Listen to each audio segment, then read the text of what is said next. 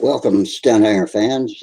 I'm Rusty, and I'll be your host at the Stunthanger video hangout for the next 2 or 3 hours. We'll stay online till 12 or 1, maybe, depends on how long the conversations go. So the links are posted in all the usual places. That means that if you are a member of and logged into the Stunthanger Control Line forums, you can go to the main page at stunthanger.com and scroll down below the popular open forum and look for a forum area called live streams. And in the live streams, the at the bench thread is where I post the link to tonight's show. And every night's show, the moment the show starts, I post a new link. You'll recognize it because it's got today's date in the title. So with a microphone and a camera, you can click on that bolded, italicized link that I've got there and come in here live with us, and we can talk about aeromodeling or whatever else comes up. In lieu of that, if you would rather hang out over on YouTube and just watch the live stream there, you can go to the Stunt Hanger YouTube channel. And from there, you can watch us live and use the text chat box. And if you've got questions, answers, comments, or any of that sort of stuff, you can type it in there, and I'll try my best to join that in with our conversation and do the best I can to keep up with you. And usually have a pretty good many visitors over there. If you are in the chat box on the YouTube channel, then you can click the super chat $sign at the bottom of the box and contribute to our cause.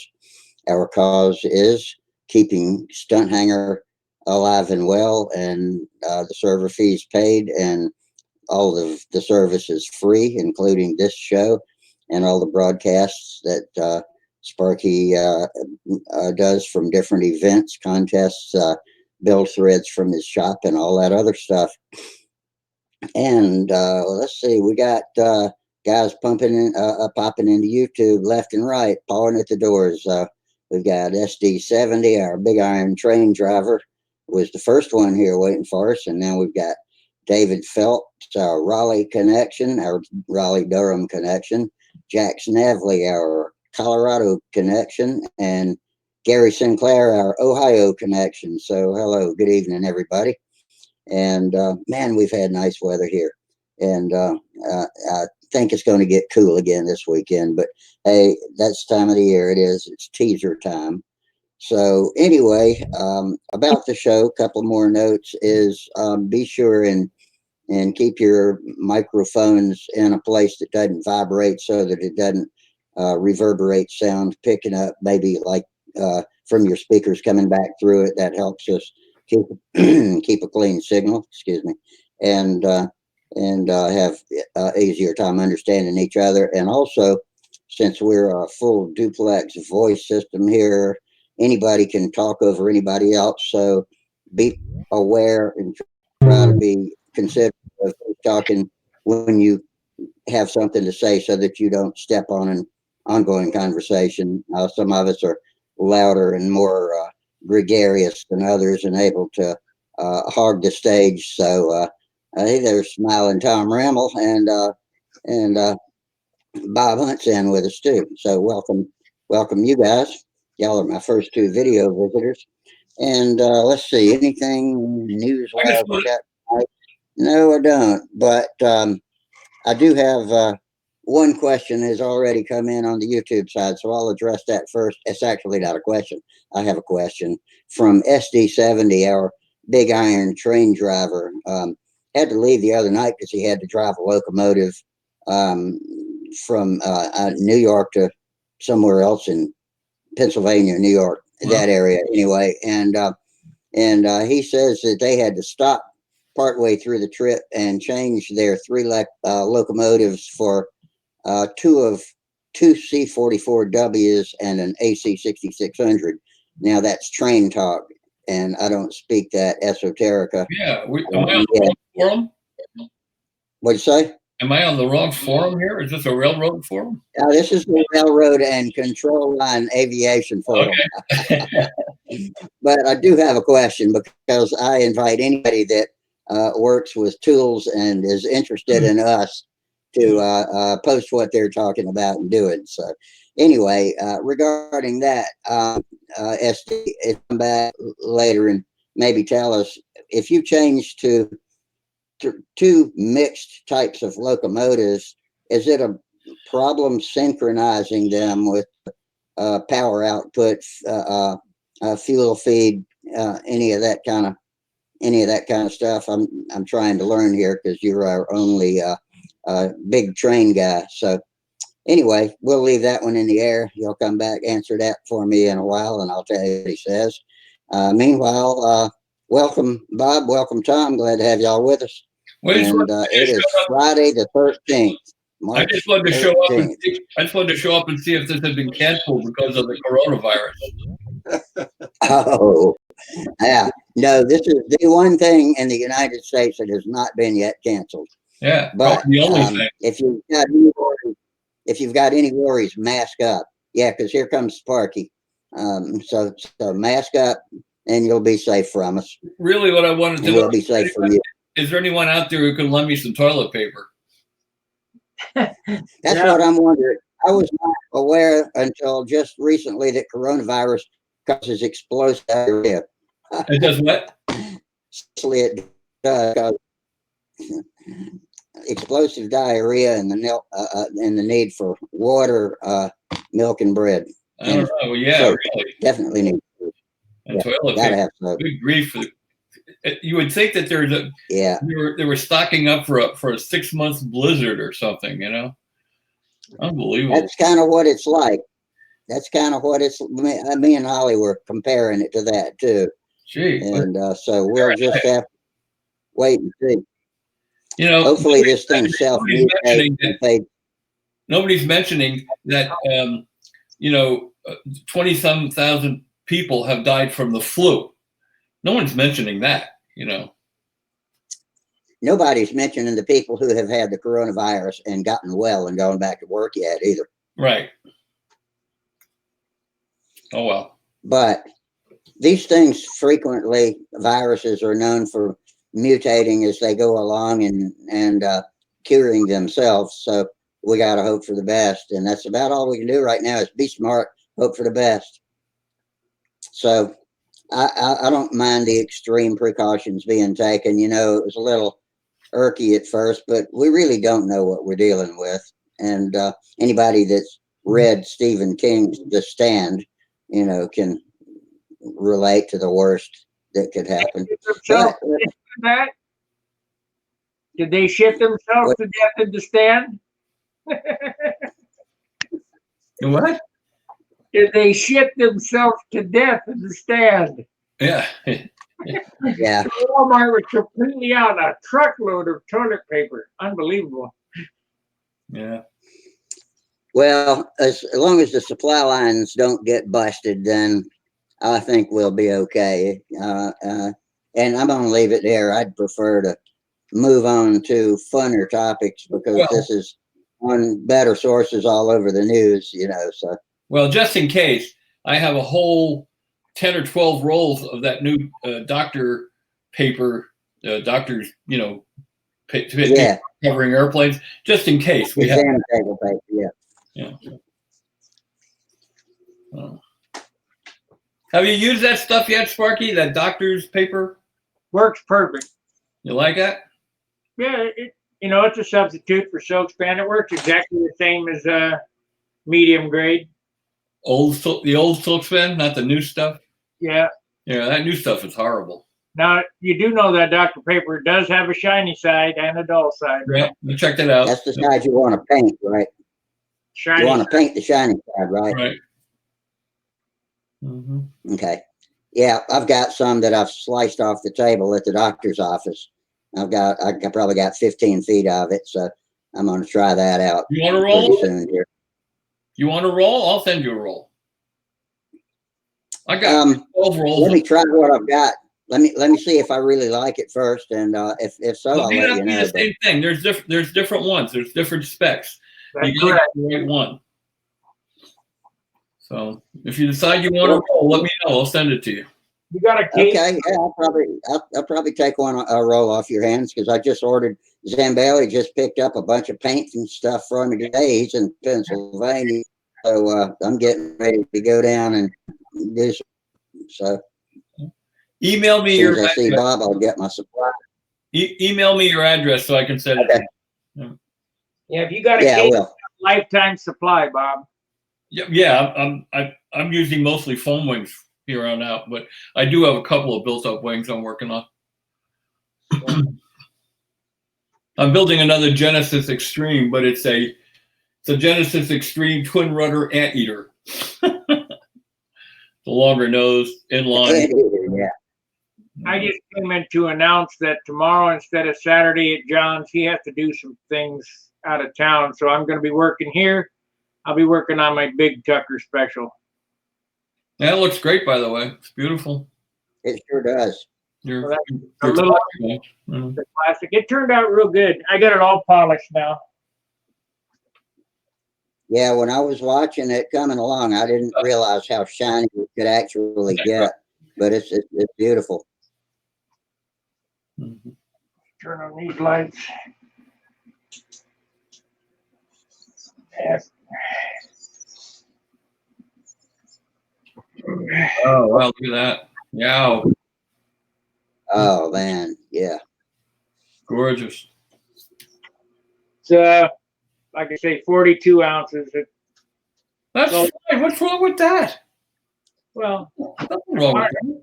I wanted it 40, but 42 is where it's going to have to be. It balances right where Yeah, right. They want to be a little far forward. the little nose heavy. Yeah, no, it's not nose heavy. That's about where they want to fly. The little classic airplanes don't want to be too far aft. I just ordered some 60 and some 61 foot 15 thousandths line. So we'll try that. See where we are. I put that puppy on 12 solids. Yeah. It'd be great, except I hate dealing with solids.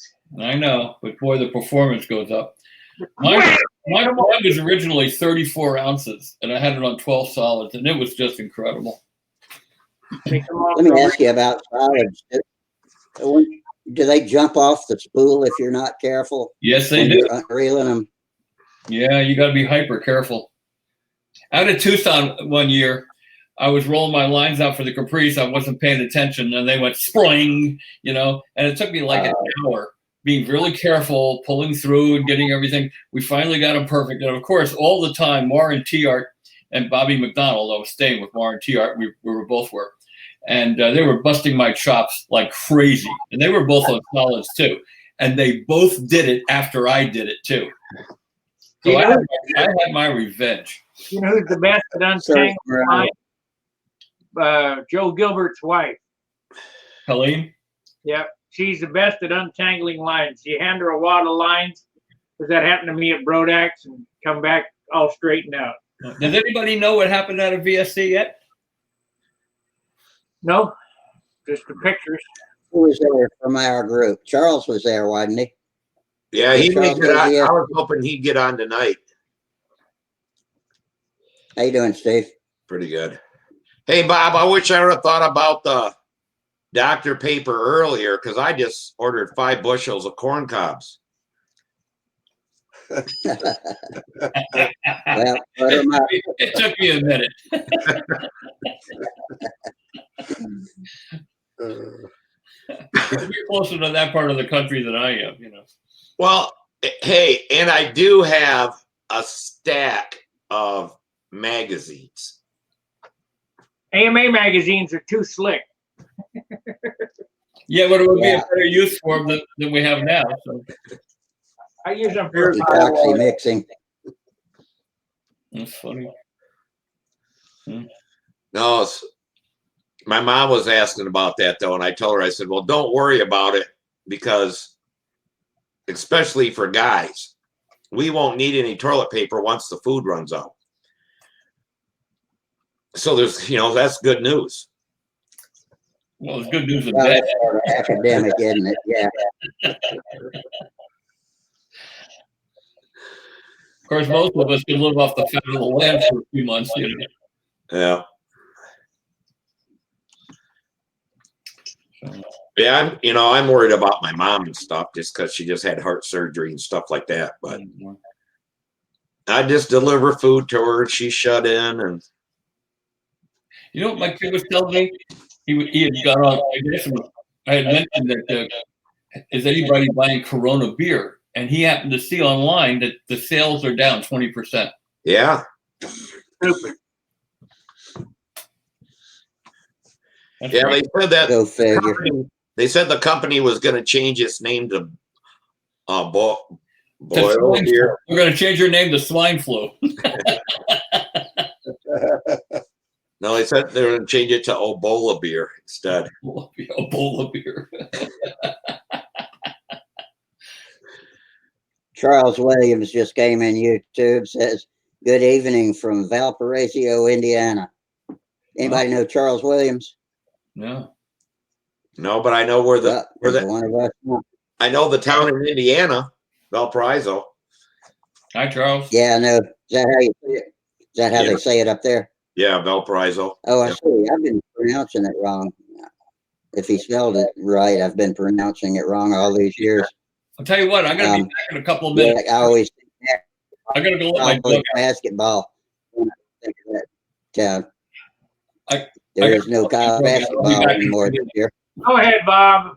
Rusty, keep talking. I can't help it. There's That's why you hired me. there has to be a Talk over lag in everybody. the time that people are hearing somebody talk, because I can hear nobody say anything and then I'll talk and then I hear everybody talking at the same time. A lot of times I watch people's lips moving and it's way out of sync with the sound that's coming from them. Yeah. Especially with Lynn. Well, I just Yeah, came. because I step. Hold on. I just came in to announce that I was going to do my show tomorrow from here, so I'm out. So I'll see you guys later. Are you not going over to Okay, John? Sparky. No, he's got some things to do. Oh, okay. All right, guys. Good night. Yep. Take her easy. Good night. Now I got one less person to talk over. What? Well, what it is that Seems like every time I open my mouth. you're talking and your picture are way off, Rusty. Really? Oh yeah, way off. So you must be hearing us out of whack somehow. But when I hear you, I can hear you talk, and then I see your mouth move. Yeah, because when Sparky tells me to stop, I haven't started talking while he is, and I'm sure it's to other people too. But Yeah. I don't know what's up with that. It's just the way it is. Oh well. I'll get on the forums and see if anybody else has figured out how to synchronize it.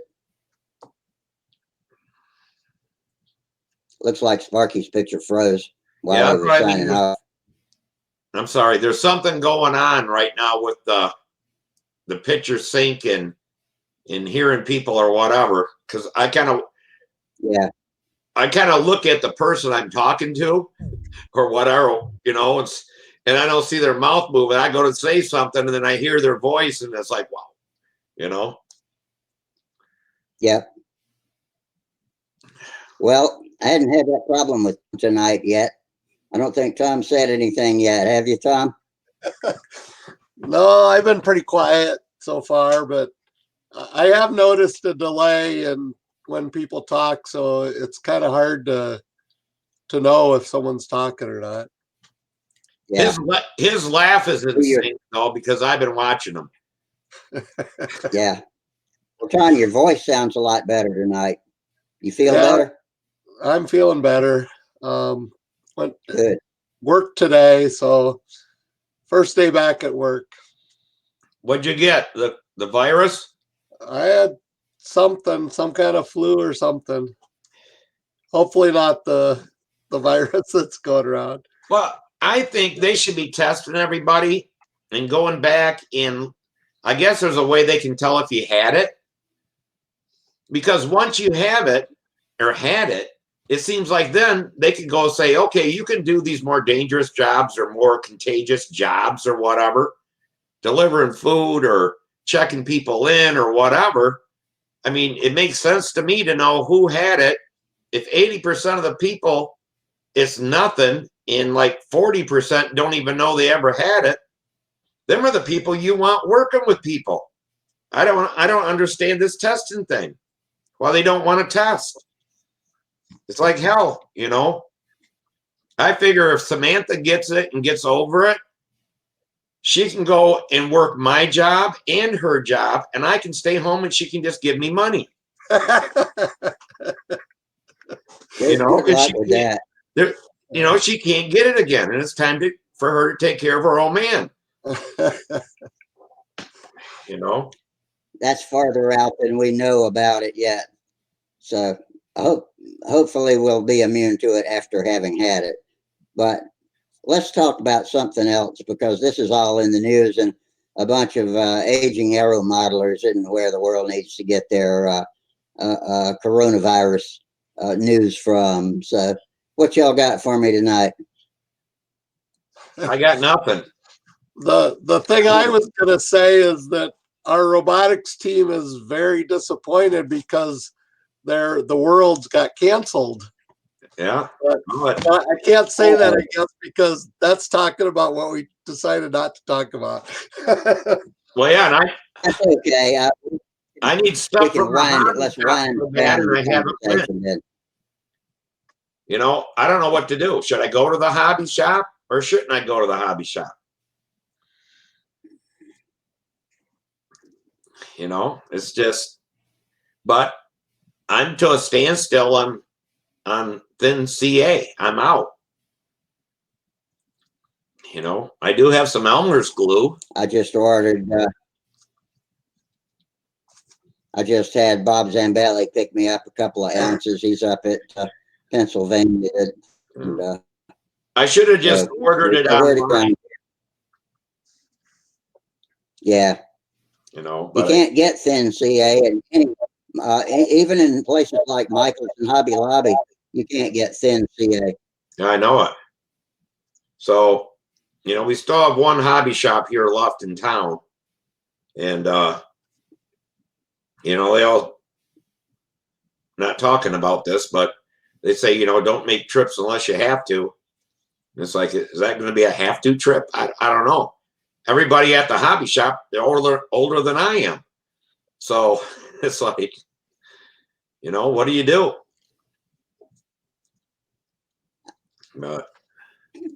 Just try to use the best sense you got. There's no way to say for sure. Hopefully this is going to wind itself down, but we don't know that yet. And that's just a wild hope on my part that it mutates its way into extinction. Yeah, I think it's going to take about a month. Once all the younger people get it and the ones that don't know they got it, then they won't get it again and pass it anyplace. So you'll see that really drop off. You know, once 50% of the people have it and can't get it again, I mean, you know, it's really going to drop. Then they won't be spreading it. It'll drop off fast. Yeah, it's growing at an exponential right now, but hopefully that doesn't last forever. But the word exponential makes it sound scary. Yeah, you know, I went to the grocery store a couple nights ago, and I went at like 2:00 in the morning. So there was like 5 cars there, but I still got this damn cough from the flu that I had in December, at the end of December. I guess it was a flu, and so I'm in the store, I'm coughing. Like people working there all looking at me and shit. And I'm like, hey, it's like, what can I say? I had I promise. damn stupid cough. But on that note, I think I'll smoke a cigarette. Yeah, I think really these will ward off anything.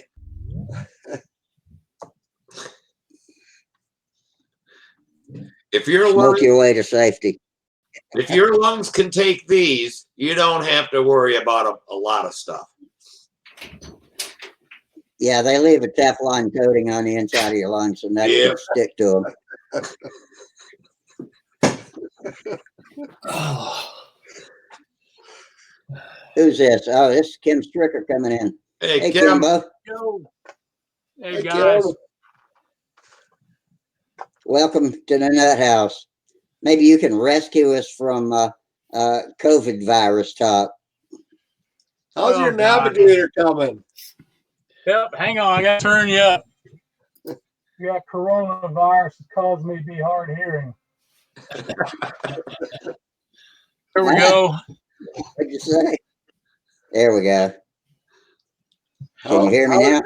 How's your navigator coming along? I thought you might ask. The Navigator it's ready for a white coat. I know I said that before, but I've been getting rained on and everything else. So we get some good weather. This little puppy's going to be painted all white.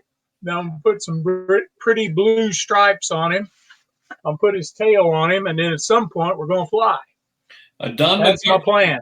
A Don McGovern airplane. Yes, a bunch of sticks. Tom knows what I'm talking about. The bulkheads are built up.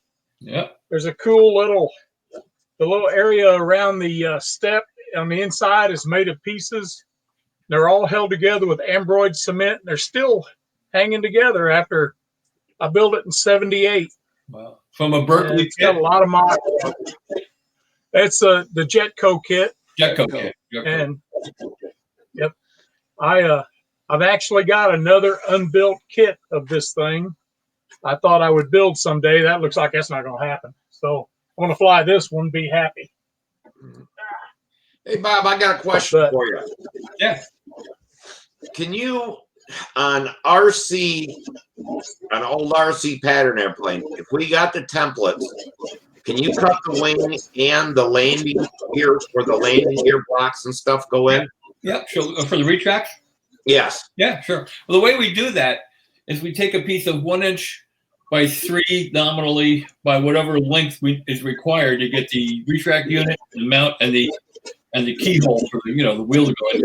Yeah. And we actually cut a chunk out of the wing, and we inlet one end of that for a 1/4 inch plywood mount for the gear, and then we just sink the whole thing down on the wing. And then we put a little cover plate of foam over it, sand it into the airfoil, open up the keyhole, cover the wing, and then reopen the keyhole, and it works perfectly. Oh, okay. I did them that way for years. Oh, all right. Yeah, because we tried to cut our own wings and it didn't work good. And they were all wavy. And I mean, Same thing happens to me. I have no problem with customers' wings, but I can't cut my own. but what it was is my buddy's grandpa that got me into flying RC and all that in Lenroe. He flew at the Tournament of Champions and stuff. He made these kits, and he had this old ass bow and shit he had, and he could cut wings that were just smoother than hell, and he did it by himself. Yeah, so do I. So we had his setup, we got foam, we had his templates, and it's like, okay, we're gonna cut some wings. Them damn things were so bad. If you sanded out all the rough spots, the wing was about 1/4 inch short. Well, the problem may have been that you're using regrind foam instead of virgin bead foam. If there's any regrind in the mix at all, it'll hang up the wire. Well, maybe when he passed, he left some of that just to mess us up because it was his stuff. I don't know, but we couldn't do it worth a crap. So what design are you looking at? Oh shit, it's his own design, and I can't. It's called the Bandit. It was a 40 size pattern ship in the 80s. Okay. You know, a lot of people flew them, and it was designed. We got to change a little. It was designed for a Super Tiger 40, and it was rear exhaust, and the pipe came up and went through the canopy. It had a long canopy on it, but I can't remember the name of the company. but they made a tunable expand pipe, and you could push the damn little I remember that. I remember that. Yeah. but they were smaller. So, but we've been putting light case Super Tiger 60s in them instead of a 40, and they fly great and stuff like that. But yeah, well, let me know what you need. All right, I'll let the guys know because we want like 4 or 5 of them. So I'll give you a package deal. Okay. Whatever the list price is, it's times 4. Oh, okay, cool. No, I'll give you a good deal for it. Yeah, I'll have to get send a plan and stuff like that so you can see where the wheels are and stuff. Yeah. And that costs a lot of work, to do those things. So it takes a little extra money to do that. But they come out gorgeous. They really come out beautiful. And the other thing I can do is I can spur an aileron servo feed hole for you if you're going to use 2 servos, one on each wing. I can do that too. Okay, yeah, we will do that because the original didn't have that, but that was before anybody used 2 servos, back in the day. Yeah. Have you seen, for those thinner wings too, have you seen those linear output servos they have now? They're like a little tube, and when you hit the thing, it just goes in and out. It's a straight shot out of like a tube. They're really nice. They're expensive, but they're really nice. I'll have to look into that. They're very low profile, Hey, Tom. Thanks for popping into your sleeve so you didn't get us all infected. Any of us cough now, everybody's going to be suspicious, Yeah, I was telling them that when you were gone that I went to the store when I was at the U of M with my mom. I got the flu, I guess. Man, I had it bad. And I still have a cough. But I feel fine, but I still get this damn cough. And I go in the store and I start getting into a coughing fit. And everybody's looking at me and holy shit. Well, I hope this doesn't get me because I don't want to die of anything serious. Really?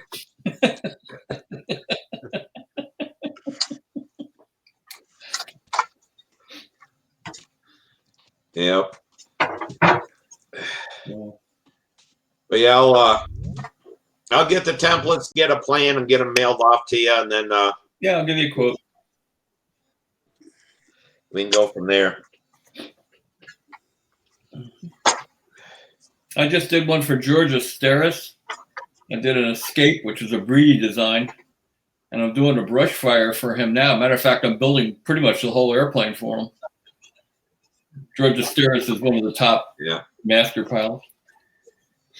Yeah, I had an Escape at one time. You remember on the end of your push rods, used to make them up different, but Dubro made like a threaded brass thing that you would slide over a 440 rod soldered on there. Yeah, threaded coupler. So I built this Birdie Escape. Probably took me 3 months. Did it all in silk span or actually silk in the time. And no, it was silk span because that's a foam wing. But it was all painted. I mean, it looked beautiful. Had it all rubbed out and stuff. And a buddy of mine, Len, had him do the first flight just in case something went wrong. Takes off, heads down, wind or upwind, does a split ass. When it came out of there, all of a sudden the elevator said, and it took us, I don't know, about an hour to find the engine. And it stuck it so deep in the dirt. I said, well, here's the top of a wheel. And I went to grab the wheel and I couldn't pull it out of the mud and the dirt. Had to dig it out. There was the engine and everything that was that deep down in the dirt. But that little brass piece, when we got looking at it, had a bubble when they made it. And the threaded part didn't show the bubble, but when it broke, there was millimeters or microns or whatever around that bubble that was hiding it. Yeah. So yeah, it flew for about a whole 30 seconds before. Wow. I used to have Dean Pappas test fly all my pattern airplanes because he was the best flyer by far in our area. And I used to do reviews for Flying Models magazine. And I had this airplane called the Technician. Do you remember that? Yeah. And I built a Technician and I did it like a stunt ship. It was like gloss and paddle lines, and it was to the nines. And I took it out, and Dean was going to test fly it, and he took off, and there was this line of trees down about not even a quarter mile from end of our runway. And he took off, retracted the gear, and he's heading right for those trees. And I swore he was going to go right through them. And he missed the top of those trees, almost a half a mile away, really, by like, it looked like 6 inches. And he just kept going and going and going. I'm thinking, he's lost it. There's no blinker or anything. And he gets almost out of sight. And he turns the airplane, and it's a speck in the sky. And he starts doing a slow roll. And the slow roll had to be 3/4 of a mile long. And he got right in front of us. It was inverted. And then he finished the slow roll, and he was like half a mile out the other way, turned it around, and then he said, good airplane.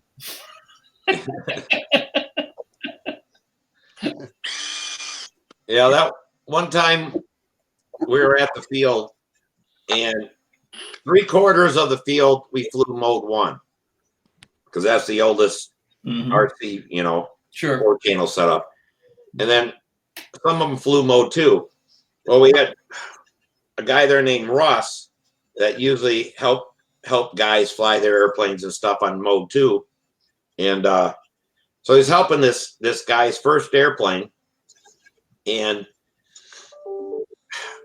I was flying my airplane, and Len was standing by me because I'd only been flying a couple months, just in case I got into trouble.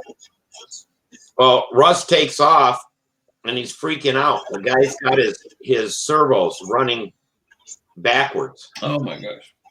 So this airplane's doing all kinds of stuff, and he's like, Len, help, Len, here. And he throws Len the transmitter. So now Len grabs this thing, and this airplane is just doing all kinds of stuff. And he says, shit, this is mode 2. All of a sudden, he just brought it back around and landed it. So he landed an airplane that was a different mode, and all the servos were going backwards. Wow. That's how good the guy was. We're like, holy shit. Wow.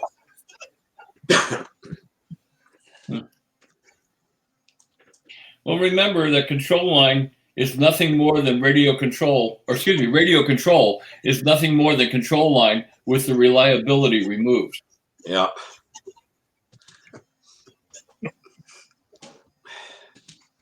But that's not much when it comes to my airplanes. And the best part about control line as opposed to radio is when a radio ship crashes, you got to make a hike out about half a mile to get it. When a control line airplane crashes, you just pull it back to you with the line. It's pretty easy to find the parts. Yeah, really. Yeah. Well, that's like, it was always my job at contests and stuff to go find the airplane. Because for some reason I could always find the damn airplanes and stuff like that. And one time at RC World down in Florida, this Canadian player, and I can't think of his name. He was on the Canadian team and stuff, but he got a glitch and his airplane went in. Ivan Christensen? No, it was the younger guy that he worked with. Ivan, I went to Costa Rica with and stuff and flew. But so I head out through the field and I got a spot, and I told everybody, I said, okay, this is the spot it went. When I go out, you got to watch me. I'll look back and you direct me left or right because I'll lose the spot. So they direct me. I go back in there. I go back and back. I couldn't see him. I find his airplane, carry it all out. And one of the guys that was from Florida there and stuff said, "Damn, you're brave. You should have went out there with snake boots." I'm like, oh my God. I was on this swampy ass shit with, he goes, they found a couple water moccasins out there a couple weeks ago. Yeah. No one said nothing when they sent me out to get it. I guess I was expendable, you know. Oh, they wanted the airplane back. It might have been tests. Might have been what? I didn't catch that. They might have been taking bets on whether or not he was going to find the airplane or a reptile. Yeah. So The worst mistake I ever made was not buying into RC World. But, you know, back in the day, it was 20 grand to buy a share in that. And, you know, they built like a little motel there and stuff, and you got to stay. It was like a condo deal or whatever. And Jimmy Greer from Chicago, he's a multi-millionaire. I forget, he bought like probably 52 shares, so he could be there year round if he wanted and stuff. Well, Universal Florida bought that land, and every share that sold for 20 grand, when they got their buyout from Universal, it paid $800,000. Oh my God. You know, it's like, holy shit, did Jimmy make some money? You know, but during the day, 20 grand. I mean, for my house, I only paid 27,000 for it. I didn't have 20 grand to plop down for a week at RC World.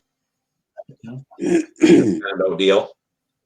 But yeah, it was a good bet on money then. But yeah, if you go to Orlando Universal, that's where the old RC World was at. Part of it anyway.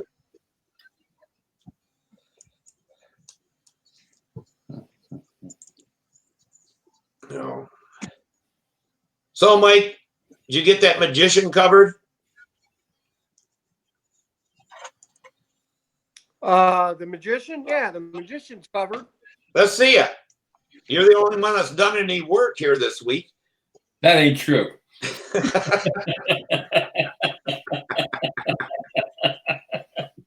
The magician's covered. It's just waiting until I'm going to paint some other stuff so I can just do them all at the same. I'm waiting until I finish Sam's Galaxy, and then I'll put color on both of them at the same time. Cool. This is the Magician 15. This is going to the beginner prize table at the Nats. That's what you were saying. Yeah, I was wondering how's Sam's airplane coming. I haven't touched it since the last time we talked. Oh, okay. I did a little sanding on it Monday and Tuesday. I got to put the center sheeting down. I made up the push rod, bell cranks in, lead outs are in. I got to do the center sheeting, then I can glue it into the fuse and cover it and all that. Did I hear you guys were talking about CA earlier? I was watching on YouTube. Is there a shortage or something? No, I just toilet paper. No, I just, because they say, I got that liver problem and stuff, and doctor said, you need to stay away from people and all this kind of shit. Well, I need to go to the hobby shop to get more CA. I got you. I was like, what do I do? Take a chance? Yeah. I actually, Sam and I at the RC club we belong to, we won a $50 gift certificate to a company called Extreme RC. Oh, and yeah. It's all electric foamies is what they do, but they do sell building products. And we won it last fall, and it was getting ready to expire. So I went and took a look at their website, and I wasn't interested in any of the airplanes and stuff they had, but they did sell CA. So I just got like 8 bottles of thin, 2 bottles of thick, and a couple bottles of foam safe CA for our foamy RC stuff. And I just used that gift certificate, and I ended up with 10 bottles for nothing. Mm-hmm. It stuck it all in the freezer out in the garage. Mm-hmm. Yeah, so we're set for a little while anyway. Extreme RC, they have some nice spinners and wheels and stuff like that that are really light. Yeah. They got There carbon fiber spinners if you want to spend the money on them and stuff, but damn things are No, expensive. there wasn't really anything in there we were interested in, but it was our RC club did a cancer benefit last year, and I think we bought 5 raffle tickets or something like that, and we ended up winning a $50 gift certificate to it. So I just blew it all on glue, and I'm like, stick it in the freezer. It ain't gonna go bad. It'll be fine. Mm. Yeah, I buy Does a it case. solid? Go ahead. Does it freeze solid in the freezer, Mike? No, Like water? Does it freeze? Nope. It doesn't. no, it doesn't freeze solid, and that's how you're supposed to store it long term. Yep. Yeah. I buy it by the case of Frank Tiano. I get a case of medium and a case of thin, and the some of the thick, and put it in the freezer, and it's fine. Okay, well, you weren't on here. Was it Monday, Bob? So I'm building a lost foam wing, and I told everybody what I did. I'll tell you. So when you're making the ribs and stuff, you put the brace in. Yeah, the pillars. Mm-hmm. So I braced all the back and stuff, and I was bracing the front. And I got looking at it, and I'm like, man, I cut them pockets nice and stuff. I'm gonna see how this sets down over the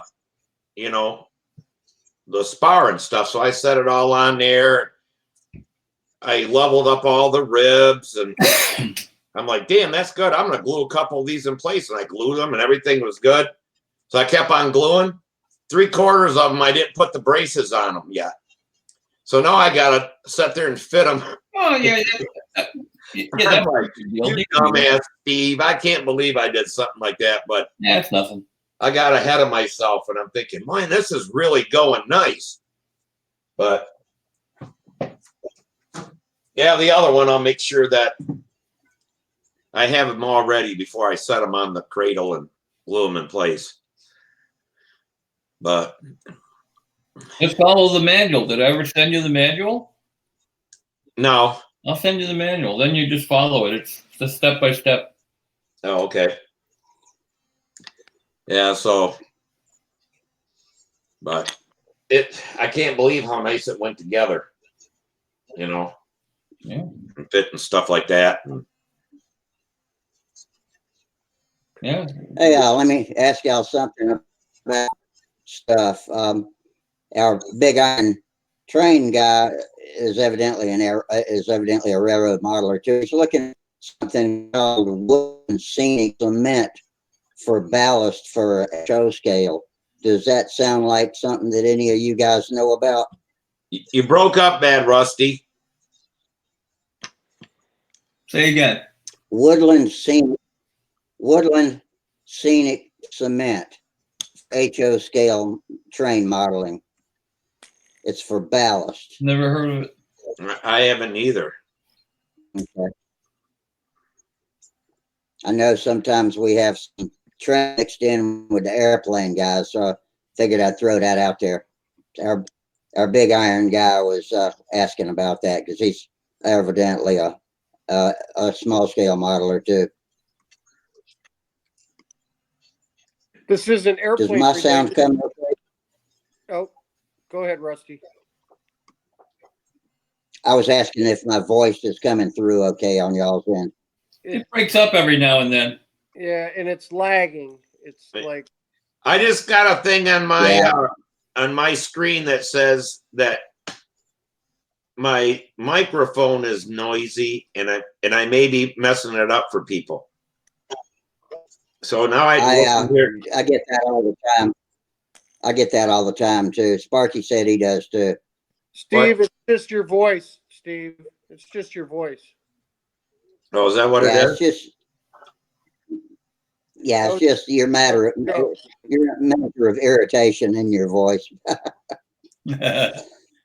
So this is not model airplane related, but it's hobby related. I'm working on Pinewood Derby stuff right now. Wow. Not for cool. me. That's so much fun. Samuel won the last 3 years. We ran away with it. We won it the last 3 years, and we're out of scouts now. We're not doing it. But I have a friend whose boy is in scouts, and this is his first year. So we had dinner with him a couple of weeks ago, and he told me the Derby was coming up, and I said, "Man, I can help you if you want, you know." So all the tips and tricks that we learned, I went over today worked with the little boy and helped him cut his car. So we just do a wedge. Okay. We don't do anything fancy, just a wedge. But I just got done polishing all his axles, which are a nail basically, but they have a little indent on them where they're held, you know, when they make them. So you polish that off, get the burrs off of there, and then the wheels as well. I put those on the Dremel with actually a tool that they make, you can buy for Pinewood Derby cars, and hit it with some 800 grit sandpaper and get all the flash off and everything out of there, so that the axles and the wheels, boy, they spin forever, man. They don't stop. So that's going to be his edge. I was going to ask you if the holes were centered very well. So well, they must be. You're not allowed to change the axle. You have to use the wheel, and you have to use the nail in the kit. You have to, but you can make them better by polishing the burrs off the nail and by cleaning up the flash off plastic wheels. And now they're they'll cancel it because of the coronavirus. Yeah. Yeah, maybe. Well, it's not till the end of April. His race isn't actually till the end of April, but I just wanted to help him get a jump on his car. And then the other thing we'll do is the two rear axles, we'll angle them out so that the wheel is just riding on the inside edge, not flat, right? So out. And then the front wheel, you angle in so it's running on the outside. And then one wheel will lift up on the front. So we make a 3-wheeled racer basically. Two back wheels angled out, and then the front wheel angled in, and one wheel not even touching. And what that does is it keeps that front wheel being angled out, keeps it on the center rail. And it's okay that it's rubbing there. It's all right. That's the fastest car you can make, is a 3-wheeled racer with angled wheels. And then the other thing we learned, there's I don't know if he's a Yale guy or a Harvard guy. He's an engineer. He's got a YouTube video on how to build the best Pinewood Derby cars. And this guy built like 75 cars and did scientific testing on Pinewood Derby car design, basically with the 3-wheel runner, 1 wheel up. But what he played with was the weights. He played with the weights because you're allowed 5 ounces. You get 5 ounces. So he built them with all the weight in the front of the car, all the weight in the back of the car, the weight here, all the weight here, the weight spread out, the weight high, the weight low, all this stuff. And basically what he came up with in his testing, it's like a 20-minute video too. The guy, he shows you all the physics behind all of it. Because some people think if you put all the weight on front, it's going to pull the car down faster. Some people think if you put all the weight on the back, it's going to push the car down faster. But the problem you get is when you get into the flat at the bottom of the track, now you're weighing down this axle. You're putting a lot of drag on this axle, or you're putting a lot of drag on this axle. So through all his mathematical stuff, he figured out that 1.7 inches in front of the rear axle should be your CG. If you can concentrate all your weight at 1.7 inches in front of the axle, you'll have the fastest car. That is the fastest. It doesn't matter even if it's a block. Like we shaved this to a wedge, but even if you take the block that comes in the kit, if you put all the weight 1.7 inches in front of the rear axle, it's going to be a fast car. So that's the formula Sam and I have used for the last 3 years.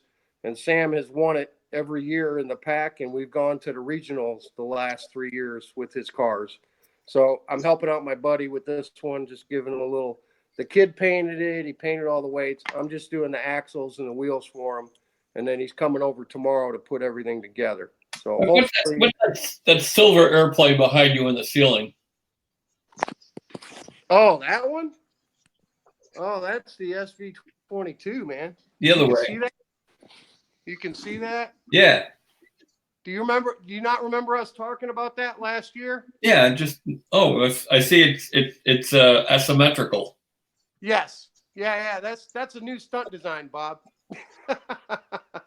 So this was that's an SV-22 powered by a PA-65. This was one of Alan Goff's old airplanes. Mm-hmm. Alan Goff built this, and then it went to Mike Stinson, and he had it in his basement for a while, and he gave it to me. So I put a 65 in it, and I got about 10 flights on it last year. And then I was practicing with it before going to Brodak, and the outboard elevator departed in flight right after the reverse wing over. After I had completed the reverse wing over, the outboard elevator departed. So I was, about a minute into the flight, and the outboard elevator departed, and I had very little control, but it was flying level. And I flew it probably for about 6.5 minutes. And just before it ran out of gas, the inboard elevator, the back half of it departed, and it nosed into the ground and just tore the nose off and tore the gear off. If it had made it 30 seconds more, Bob, all I would have had to done was repair the outboard part of the stab in the elevator. But I had no control, and it zonked in. So What did he glue the hinges in with? Must not have been. it wasn't the hinges, Steve. The whole damn elevator broke off. It wasn't just the hinge to the elevator on the outboard side. Yeah, but the outboard side, the hinge is a lot loose, right? No, the whole thing. It just broke. The whole thing broke. Well, I understand one side broke off, but later on you lost the elevator. The hinges on the inboard side came off. Yes, correct. So what were they glued with? Could you see if it just tore? Well, it was epoxy, but I mean the damn stab broke right in the center where it joined together. I mean it just the outboard came off, and then the inboard part of the elevator left after. I don't know, man. It was like a 15-year-old airplane from my understanding anyway. And it was a gift. It was gratis. Who knows? I might have, in the truck on the way to the field, something, the pit box could have rolled into it. Or who knows, man? Or it was just old. And I don't even know why I still got it hanging up there. Maybe just to pull the hardware out of it. I don't think it's repairable. It's more of a repair than I'm willing to do. I can send it to you, Bob, if you want to. No, that's okay. Sure. Hey, Mike, since you got to repair the nose of it anyway, you can make it an electric. Yeah, there you go. I got enough projects. Actually, the reason I did keep it, because the wing is salvageable. There's nothing wrong with the wing. So if nothing else, I could always make a profile out of it for Sam. Use the wing and make a profile. Mm-hmm. Because there's no damage to the wing whatsoever. So the only problem with that is that wing's set up for a full fuse. And it's the same thing I did with the Vector. Once you put a profile in it, there's no strength in that wing, and it'll buckle.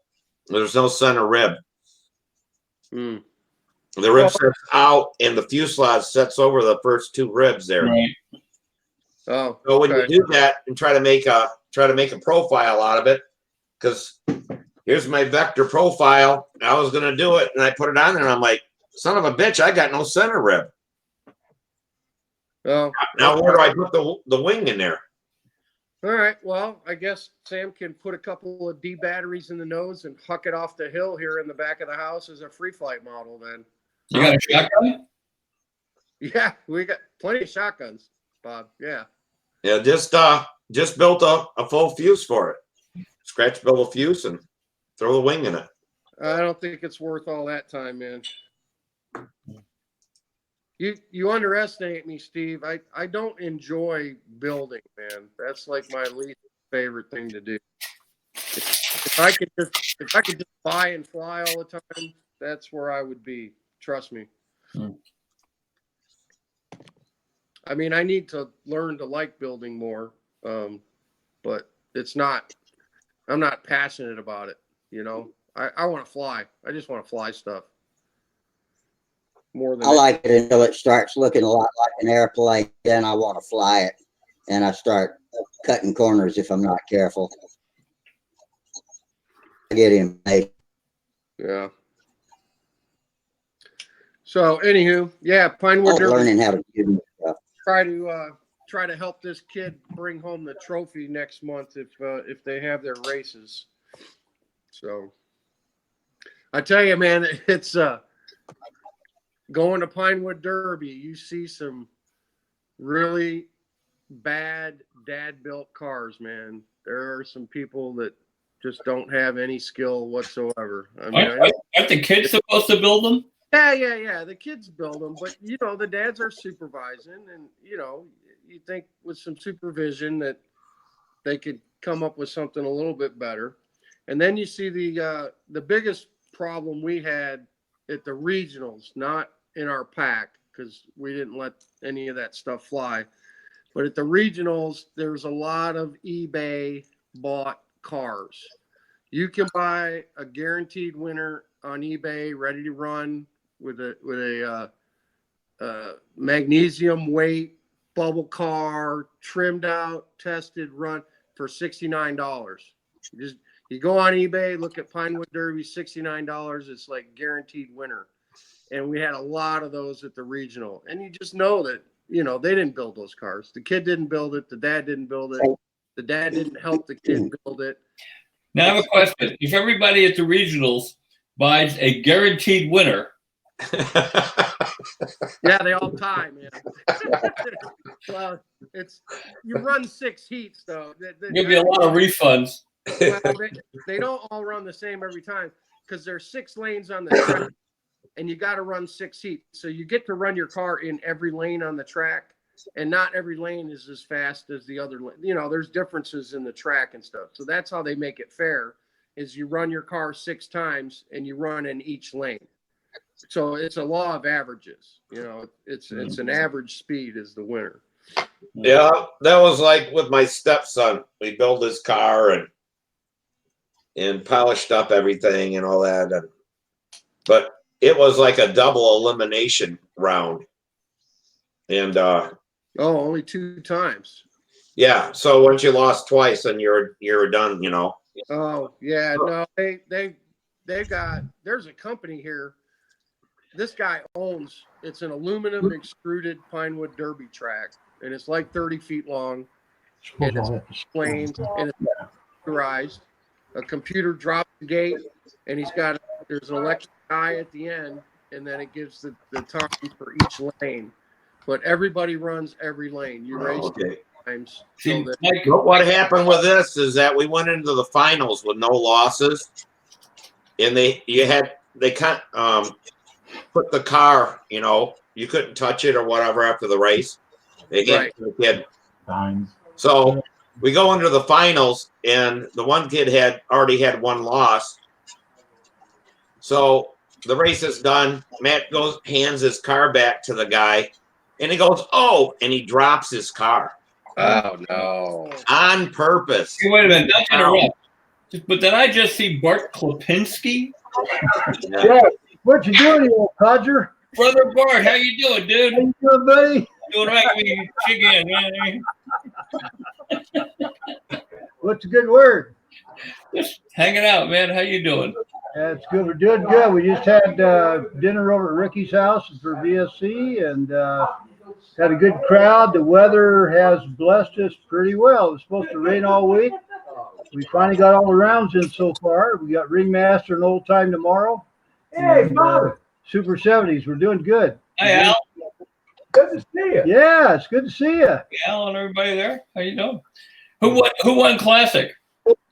Well, we don't know yet. Yes, we do. Oh, we do? Who yes, won we it? do. Joe Gilbert. Oh, Joe Gilbert. Whoa, all right. So he wow. won Old Time, he won Classic, and we got the Ringmaster event, and I'm sure he's going to win that. I'm right behind him, but he's going to beat me. So. I didn't say anything.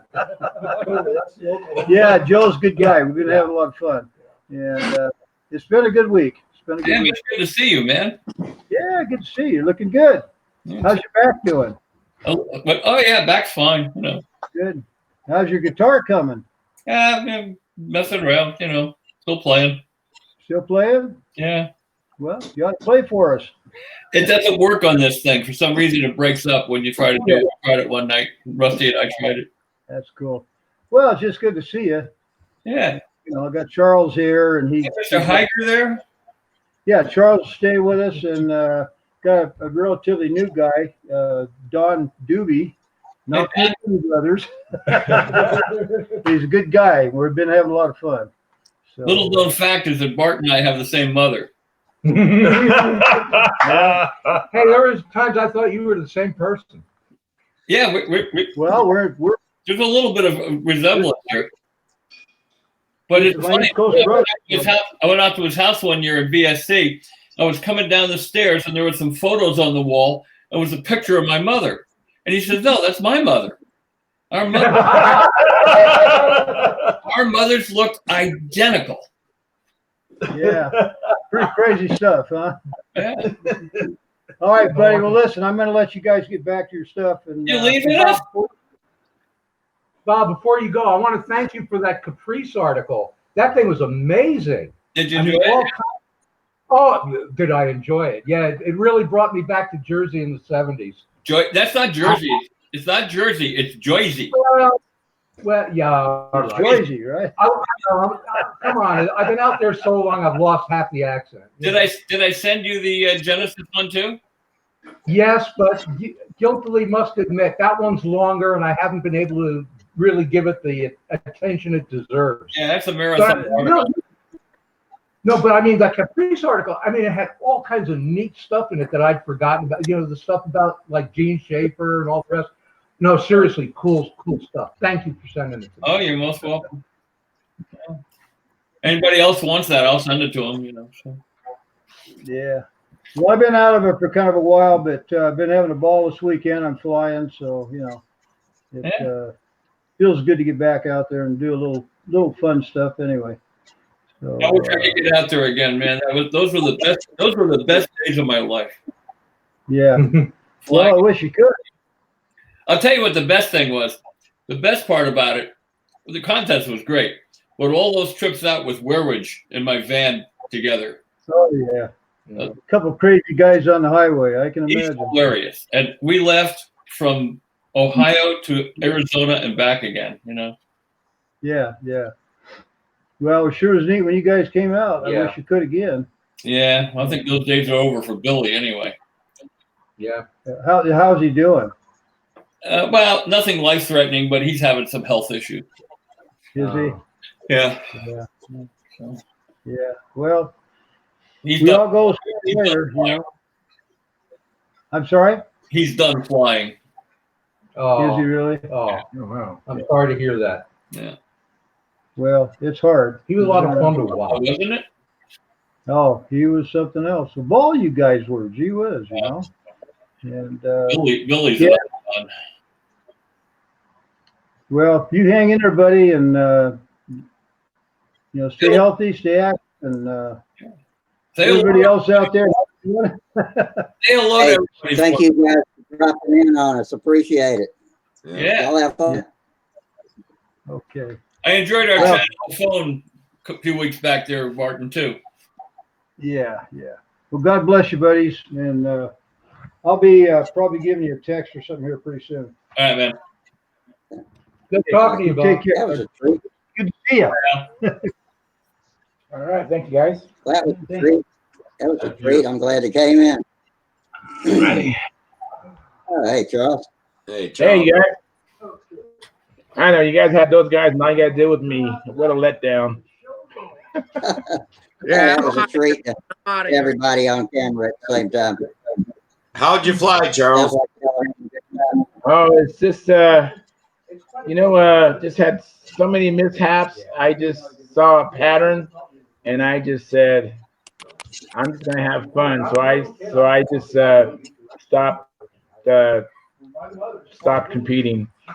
You know, I came here with no plane, and I'm borrowing a plane, and just one thing after another. I mean, it's almost comic relief, the stuff that happened to me. You know, I just was just kind of laughing through it all, but it was just like, oh my God, this, you know.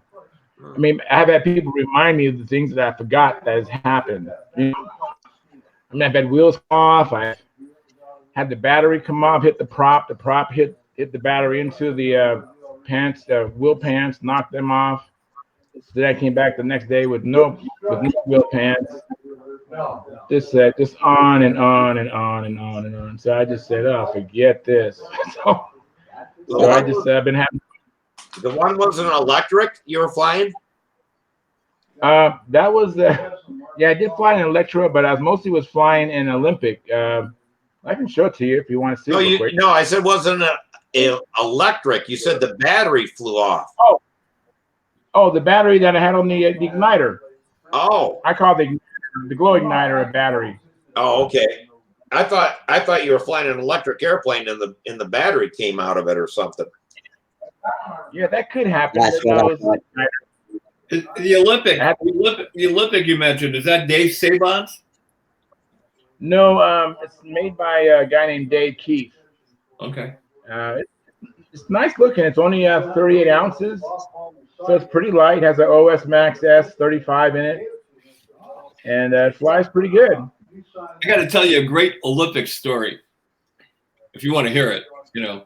Sure, I do. I'm sorry, I do. There's this guy named George. There's a guy named George Riscala that was in the Union Model Airplane Club. It goes back to the 50s. He's in his 90s now. But he had a son. He has a son, Paul Riscala. And Paul was flying for a while, and then he had a panic attack, and he had to stop for a long time. But he got back into it a couple of years ago, and he decided to build an Olympic. And we make it electric. And we got him a lost foam wing, and he built that. It's a really nice airplane. But like anybody coming back who hasn't built in a while, the front end looked like a baseball bat with a spinner in front of it. You know, it wasn't fared in or anything. So he came down to my shop, and we were hooking up the electric. And I said, "Man, you got to sand this nose in, make it, streamlined." He said, "Well, there's not enough wood left." I said, "Man, there's like a forest on the front of this airplane. Let's take it down, So we're working on it, and we're taking it down and fairing it in. It's coming in really beautiful. And he's telling me, he said, I've always liked the Olympic. He says, I wish I could have got to meet Bob Gialdini before he died. And I didn't say a word. I said, here, just keep shaping this. I went over and got on the phone, and I called up Gialdini. And I said, hold on a second, I want to put you on speakerphone. So I go to Paul. I said, Paul, I'd like you to meet Bob Gialdini. And you should have seen the look on his face. He thought he was dead. Yes. Wow, that's amazing. Yeah, well, sometimes when you hold these guys up so high, as you've had to tell me that many times, Charles, I'm just like you, I'm a regular guy. Just guy. I was first when I was talking to you. It's like, oh, thank you, Bob. Thank you so much. You're like, hey, no big deal. You're just toy airplane players, man. All of it, toy airplane. That was funny. But I'm having a good time here. Look at his face when he heard Bob Gialdini's voice. That must have been something. Yeah. And this Olympic flies very, very well. Flies very well. Yeah, I like this Olympic. I do have an Olympic from Dave Saban, but this one's a lot lighter. Like I said, it's only 38.5 ounces. Wow. Saban's Saban's very good. Yeah, it does. It does. This one right away though. I mean, this one was comfortable right away. Yeah. When I first flew this one, it just had when I was flying inverted, the outboard wing was up a little bit, and told Bart about that, and Don, who you met, Don Doobie, myself, and Preston, who's down in the kitchen with some boiling water. We put the outboard wingtip over that boiling water, and then he had myself and Don Doobie with some cold wash towels, and we was just cooling it after he twisted it to set it. We was just cooling it with the wet, not saturated, but just cold towels. And I got the next day, flat, plane is like this perfect. So I mean, I've learned so much this whole week. That's why I try to get my friends to come out and go to contests, even if they're not competitive. Just you'll learn so much. I mean, you start a conversation with somebody, next thing you know, in the conversation they'll say something, and you go, "Oh, that's how you do it? Oh man, I didn't know that's how you do it." You know. I mean, even like I was talking to a friend of mine, Dave Riggs, and he was telling me how, as far as when you know how you sand a wing with a long sanding bar, instead of having the whole sanding bar that touches the wing, have sandpaper the whole across the whole width. He actually has a strip in the center of it, and then he tapes up the rest of the bar to the same level as the sandpaper. So as he goes across the ribs, he's not touching more than what he wants at a time. If you have sandpaper, you're gonna make that wingtip or wing airfoil out of shape. I mean, irregular because of the bar going across it. I mean, it's like just something simple as that. Yeah. That's just one of many things I picked up this week. Hey, John, how's it going? Hey, it's all right. I'm looking at the people behind you there, Charles. I see Bart, but I don't know who the other guys are. Al Heiger. Or do you want to say hi to John Miller?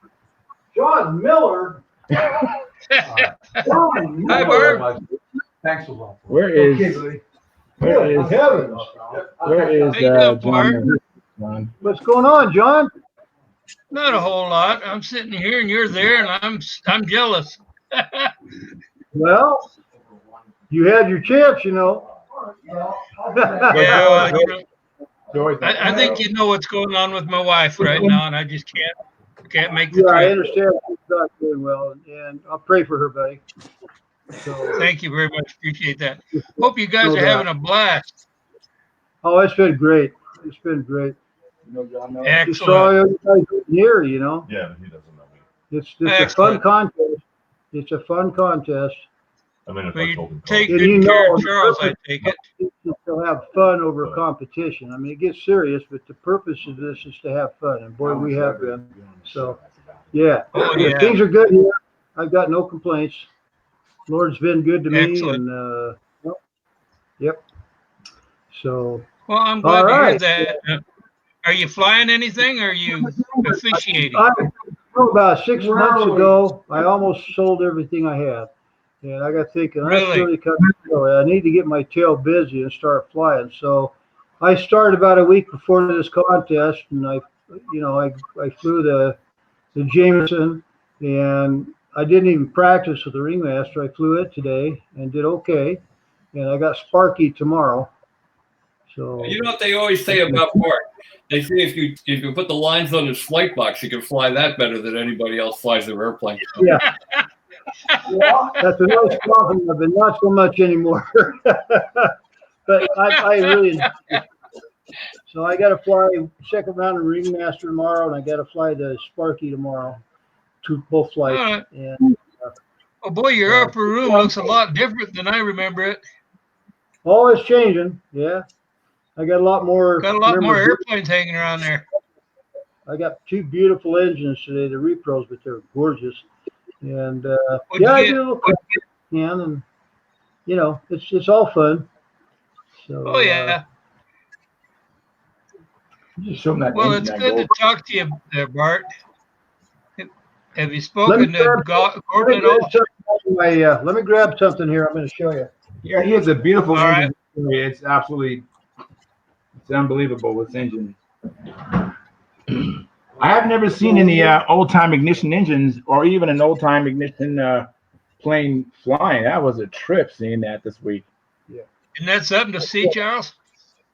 This is an Olson. It's a repro, but it's an Olson. Camera's right there. Commemorative. You can see what you're seeing right here. So that's the box. Can you guys see it? Tilt it back. Tilt the top back. There you go. Yeah. It's Olson commemorative by Wall. It's a repro. So let me get it out of the box here. Just the gold one? Yeah. Oh, I've never. If I can get the lid open. Yeah, it's like jewelry. Oh, it's gorgeous. I don't want to rip anything. Yeah, take your time. How many kV is it? KV.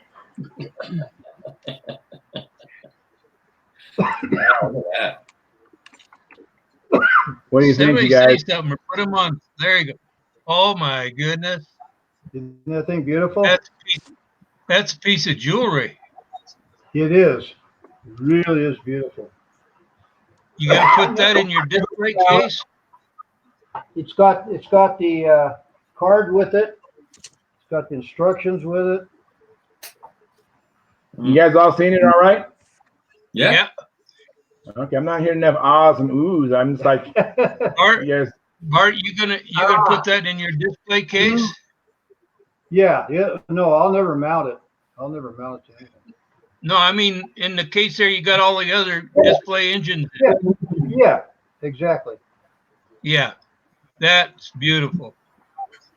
That's just a beautiful, and it's got the plug in it. The whole thing is just a beautiful piece of work. It's a repro. This guy Wall does really nice work. I have another one from him, and didn't he show up about 10 years or so ago with one of those at the VSC? Not one of those. Somebody showed up with a really beautiful old-time Sparker. Oh, I've got several. I've got Orwicks. I got a bunch of Sparky engines, but this one is like a piece of jewelry. It's just really beautiful. So that it is. Yeah, I just love this stuff, and I probably shouldn't be spending the money, but I can't help it. I might have missed when you said it, but are you running that on gasoline or what kind of fuel? This won't be run at all. Not this one. If you did, for That's instance. about the for the old-time ignition.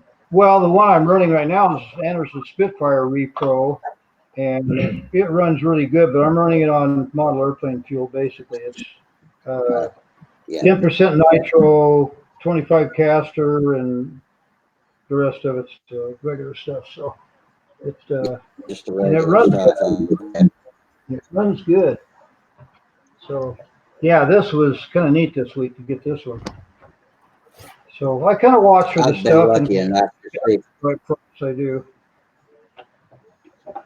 I've been lucky enough to see a few Sparky fly, because Bob Zambelli lives right near me, and sometimes he'll so a lot of I've never seen an old Sparker by these days, and I'm glad I've had an opportunity to.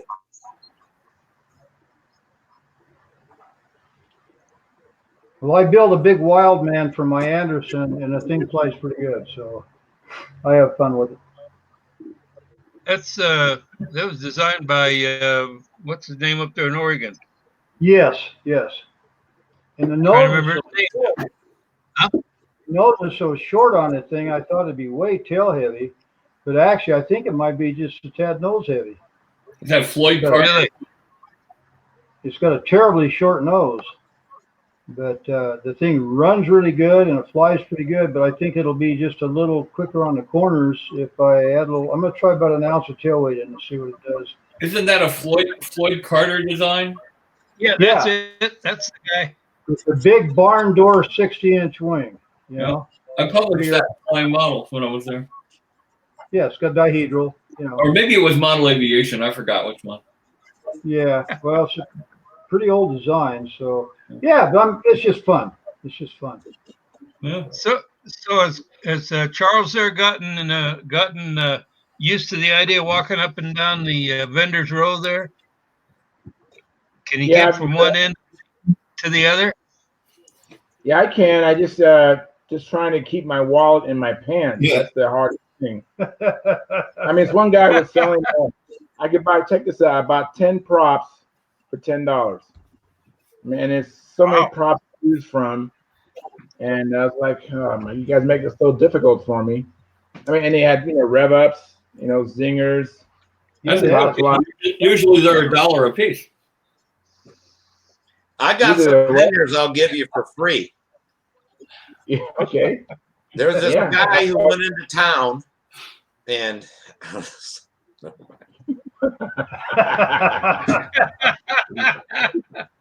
Yeah, well, I mean, So it's like I found some 10x4 Ws, and I found a couple 10x4 EWs. I mean, like you don't see those things, rev ups, Yeah, not too many, not too many. So At least out here.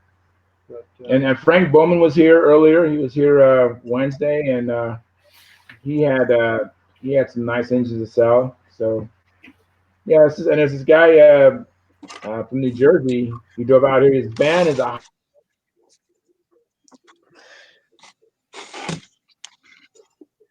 Oh, I think Charles is gone. you got locked up. Yeah. Hey, John. Yeah. Did you have a sex change? Not the last time I checked. On Facebook, it says you're female. I heard about that. Brent went and called me up and says, "What's going on here, John?" Yeah, it says John Miller has changed her Facebook photo, and I'm like, wow. No wonder we hadn't seen him around. He was having a sex change. Oh boy, John, it's a good thing I'm too old to get worried about that. John, I did want to ask you, did you send me a friend request? I think I did. Okay, because I get a lot of spam sometimes, and today I got 3 friend requests from Control Line guys, which was unusual because they all came in today. So then I sent a message back saying, "Is this really you?" So that was you? I believe so, except I don't know how I got changed around to a female. Well, The other thing is I got a friend request from you today, and I accepted it. Did you message me anything? No. Nah, see, I didn't think so. And I was getting some weird-ass messages, and I wasn't, I asked you a question, and you didn't answer the question, and I thought it was coming in from a robo deal, so somebody's hacked your account. Yeah, see, Steve, same thing for me. I got a friend request from John today, and then Messenger, it said, "Hi, how are you?" And I was like, "Is this really John?" And it was like, "Yes, it's me." And I was like, "Yeah, this is fishy." So John, I deleted the request because I don't think it was you. And no, it wasn't me. Yeah, that's the same thing. It said, how have you been? And I said, and I just said back, "Are you going to be on tonight?" And it sent me a weird thing. I said, this ain't John. Yeah, that wasn't me. How do you like all those pictures or the photos that Andy Lee has been posting? Oh my God, they're great, man. They're awesome. And that's something. Slowed down a little bit, but boy, for about 3 weeks there was just 20 new ones a day. It was beautiful, man. All that good history, all that good stunt history was awesome. Years ago, he sent me a CD with every one of those on it, plus about 1 million more. Does he fly anymore? Not too much, no. Boy, he was right in the thick of it there for a long time, it looks like. Yeah, we used to go to a lot of contests together. We went to the Nationals together in '73. I was 5. So was I. I flew in junior. Yeah, okay. So, Kim, what's the red plane that you had earlier? What's that red airplane you had earlier? It's my late cousin Bill's QT. Right. He built it in 1982, and I'm slowly restoring it. And I got a Royal Spitfire 065 on the nose. I don't know how good this can see, but we flew it a whole lot back in the old days. He gave it to my Uncle Wayne. My Uncle Wayne gave it to me. And so I'm restoring it. I made set up the firewall so I can swap out engines. I've got 4 bolts on, and I can swap it out. Stand by just a second here. I've got a couple of 020 TDs that can be bolted to the front. Tony Ocurso came up with the theme with the term the board of engines, because it's not much streamlining to it. It's just a board with a couple engines stuck to it. But I'm going to finish it up as soon as we get some decent weather. We're going to fly it. That's my story. That is it. Keep them flying. Yeah. Hey, Kim, I think I was Hate to muted. turn when I loose just of asked anything. I'm sorry, I'm talking over people because I'm out of sync tonight. But I wanted to ask Kim a question. You mentioned Uncle Wayne. Is he still doing okay? Is he with us still? Can you understand what I'm saying? Yeah, he's hanging in there. Yeah, we're just, the transmission's a little staggered is all. He's doing okay. He's 91. He's worried to death about this virus. And we do have to, with good reason, we got to try to protect him. Yeah. But he's hanging in there. Good. His biggest problem now is he just worries a lot about all kinds of strange things like water on the porch. He wants to go sweep the water off his front porch and things like that. But he's 91, so he's granted a few eccentricities, I guess, Yeah. But So he's still hanging in there. I call him every morning. I'm sorry, go ahead. No, you keep talking. That's okay. So I call him every morning and I try to get over there once a week. Now the toilet paper shortage has got him scared, and I got plenty of toilet paper, so I'm going to take him some toilet paper so he can sit in the living room and look at a bundle of it and feel secure. So, you do what you can.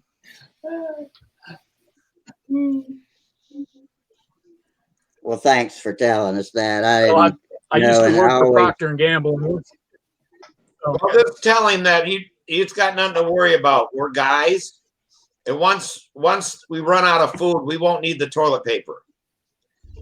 You get a lot of mileage out of that. There you go. I'm sure that would cheer him up. Yeah. I don't. Y'all stand by. I'm going to tell me jokes. What's that? I'm sorry. I keep talking over somebody. That was Rusty. I always say I'm rebooting.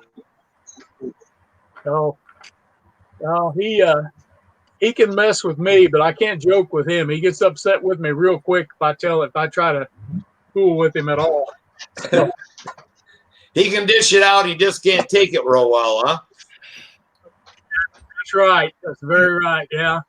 And I always laugh at every one of his jokes. He's kind of a time capsule. He still tells the same jokes that they told on Hee Haw in 1968. And every time he tells me, I slap my leg and I laugh and I just, but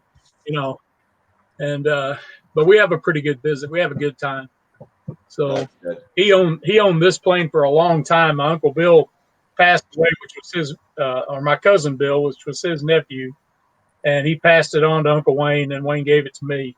It's been sitting for a long time, so I'm knocking the dust off. We're going to go over to his house with it and fly it. The FAA will let me. So, Past your bedtime, is it, Bob? Yeah. It is. Oh. Yep. Almost didn't make it tonight. I was over on Stunthangar looking around, and somebody posted a montage of old Super 8 look like on the 78 Nats. Yeah. Had all these people. I really got into that. All of a sudden, I realized what time it was. Came over here. Everybody looks skinny. Didn't they, though? How about it? Yeah. Okay, people, I just rebooted my computer. Can y'all hear me any better now? Oh, yeah. You can? Yeah. Good. I should have done that a long time ago. And your mouth and the sound go together now, too. It was we kind of thought you were Japanese there for a while. It was irritating. I couldn't talk to anybody. It was irritating as hell. I couldn't talk to anybody. Okay, good. Maybe we're fixed now. Oh, looks like Tryon's trying to get in. There he is. Oh, there. I got to scroll up. I don't have enough room for everybody on here. Who is it? There we go. Hey, Trey. Hey, Tryon. Good. Good, I'm here. They shut down your school yet? Yes. Yep. Monday That and Tuesday. sucks. All the schools in Pennsylvania are closed for 2 weeks. Bunch of paranoia, I think. Yep. We were ahead of the curve. They closed ours a week ago today. My kids have been out last Friday and all week. So my school was on it last week. That was because of the tornadoes, right? No, it was because somebody. Yeah, tornadoes. No, it was not the tornadoes. That was not my county. The tornadoes were in one county north. They closed the schools a week ago Friday because somebody in Williamson County had coronavirus and went into one of the schools and then found out afterwards that they had it. So my kids have been out 6 days already. Yeah, I understand it. I mean, you know, back when Samantha was small, my mom always took care of her for like an hour and a half till I got out of work. You know, so if she got it from school, she could have brought it to somebody that was, 80 years old or whatever. And they were saying that I forget how many grandparents watch their grandkids, after school. So I raise my kids. I'm a full-time stay-at-home dad. Yeah, I know. But you got it pretty good, but there's a lot of people that don't. I'm not talking about that. I am immunocompromised as it is. I have 2 of the risk factors. I don't have a spleen. I ruptured my spleen when I was 10 years old, and I wrecked on a dirt bike and ruptured my spleen, and I've gone my whole life without a spleen, so that creates an immunodeficiency. Oh, okay. Your spleen helps you with stuff. So I have to get a pneumovax shot every 3 years since I was 10 years old to help with it. Plus, I got type 2 diabetes as well. So I've got two of the factors, I'm in the at-risk deal. If I get coronavirus, I'm going to fucking die. I'm going to die. Sorry. Sorry for the F-bomb. Well, if you're going to die, that's an acceptable adjective. Yeah. My wife and I joke about it. I mean, we're joking about it, but we're not joking about it. She's like, you need to be careful. And, I'm up in the air on whether I'm going to go to the RC swap meet in the morning. We got our big Nashville RC swap meet, and I want to go get some deals, but I might put a couple of maxi pads across my face, duct tape them to my head so I'm not breathing anybody else's germs. I'll tell you what, Mike, is it worth your kids not having a dad to get a couple of good deals on fucking airplane shit? You're right. But I mean, again, I don't want to be an alarmist. What are the odds that I'm going to get it going to a swap meet with 200 guys? I don't know. Being smart is not being an alarmist. Yeah. If you have problems and, it's not a problem you giving it to somebody else or whatever, but it's a problem you getting it. And I mean, it's not worth it. I'll give you a damn free motor. Stay home. Yeah, I hear you. I hear you. I'd rather see you at a contest later on than say, my God, he needed a motor so bad he died for it. I'll stay home over the weekend. You want to send me a couple of motors? Yeah, I got some foxes. No, you can keep your foxes. I ain't giving out anything any good. There we go. It's a hell of a good deal. I won't even cut foxes up for tip weight anymore. Yeah, so I don't know. I'll make that decision in the morning, man. I don't want to be like the alarmist guy, but I do have a couple of things that put me at risk. Don't even think about it. Stay home. Work on your. Just stay home, Mike. It's not worth it. It's not. My wife is in a care center up in Salt Lake, which is about 150 miles north of me. And I went up there yesterday. Yeah. Went up there yesterday to go see her. I had to, I'm lying. I had to go to a VA appointment, and then I went to see her. Anyway, I got to the door, and they wouldn't let me in. And it turns out that the that the health department there has shut down all access to care centers and old folks' homes. Yep. Because of the coronavirus. They wouldn't even let me in to see her. So I can call her on the phone and talk to her, but that's about it. Yeah. It's better off. I mean, it's a bitch. You know, I told Samantha she can't come around me because I got, you know, the liver thing or whatever. I love to see her, but, you know, I may have to be around to pay her rent or food bill or buy her another car or something like that in the future. Wow, you're a good dad. Want to adopt me? Yeah, I'm open for adoption. Yeah, really. Yeah, me too. Let me ask you this then.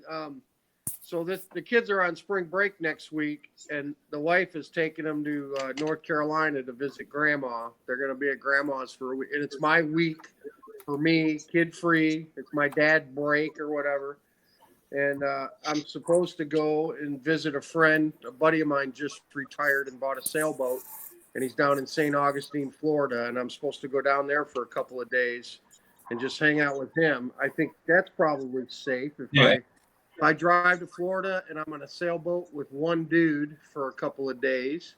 Yeah. Probably better than going to a swap meet with a couple of hundred people tomorrow. Yeah, really. Well, besides that, it's warmer down there, Mike. And I think the crowd will be a lot less, you know. I don't care about the weather. It's just, you know, he's a good friend of mine. We've known each other for 30 years, and he just retired.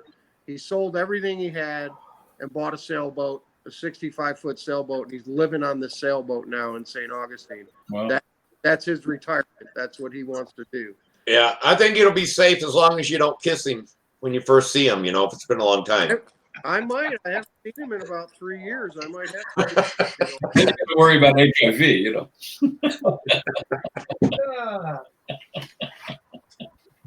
But the flip side of that coin is if I go down to Florida for 2 or 3 days, that's 2 or 3 days I could be working here in the shop unfettered with Stan's wife and kids, you know. You don't like to build anyway.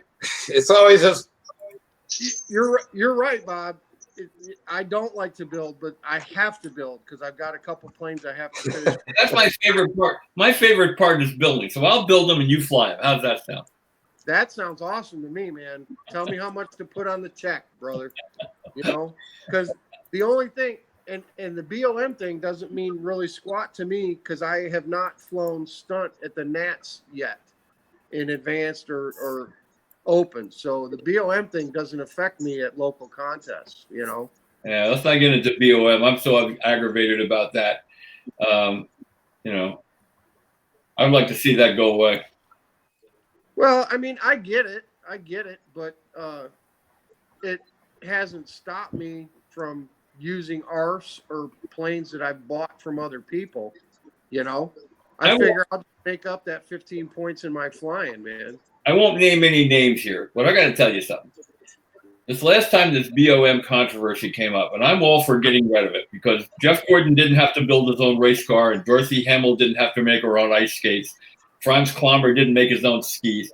Wow. He was flying the airplane. But that's a good argument. But there were two guys who were arguing against anybody even using components like I built for people. Turns out that both of these guys had won concours at the Nationals with components that I built for their airplane. Oh wow! Yeah, can you say hypocrisy? Yeah. Well, that sounds like some good politics to me.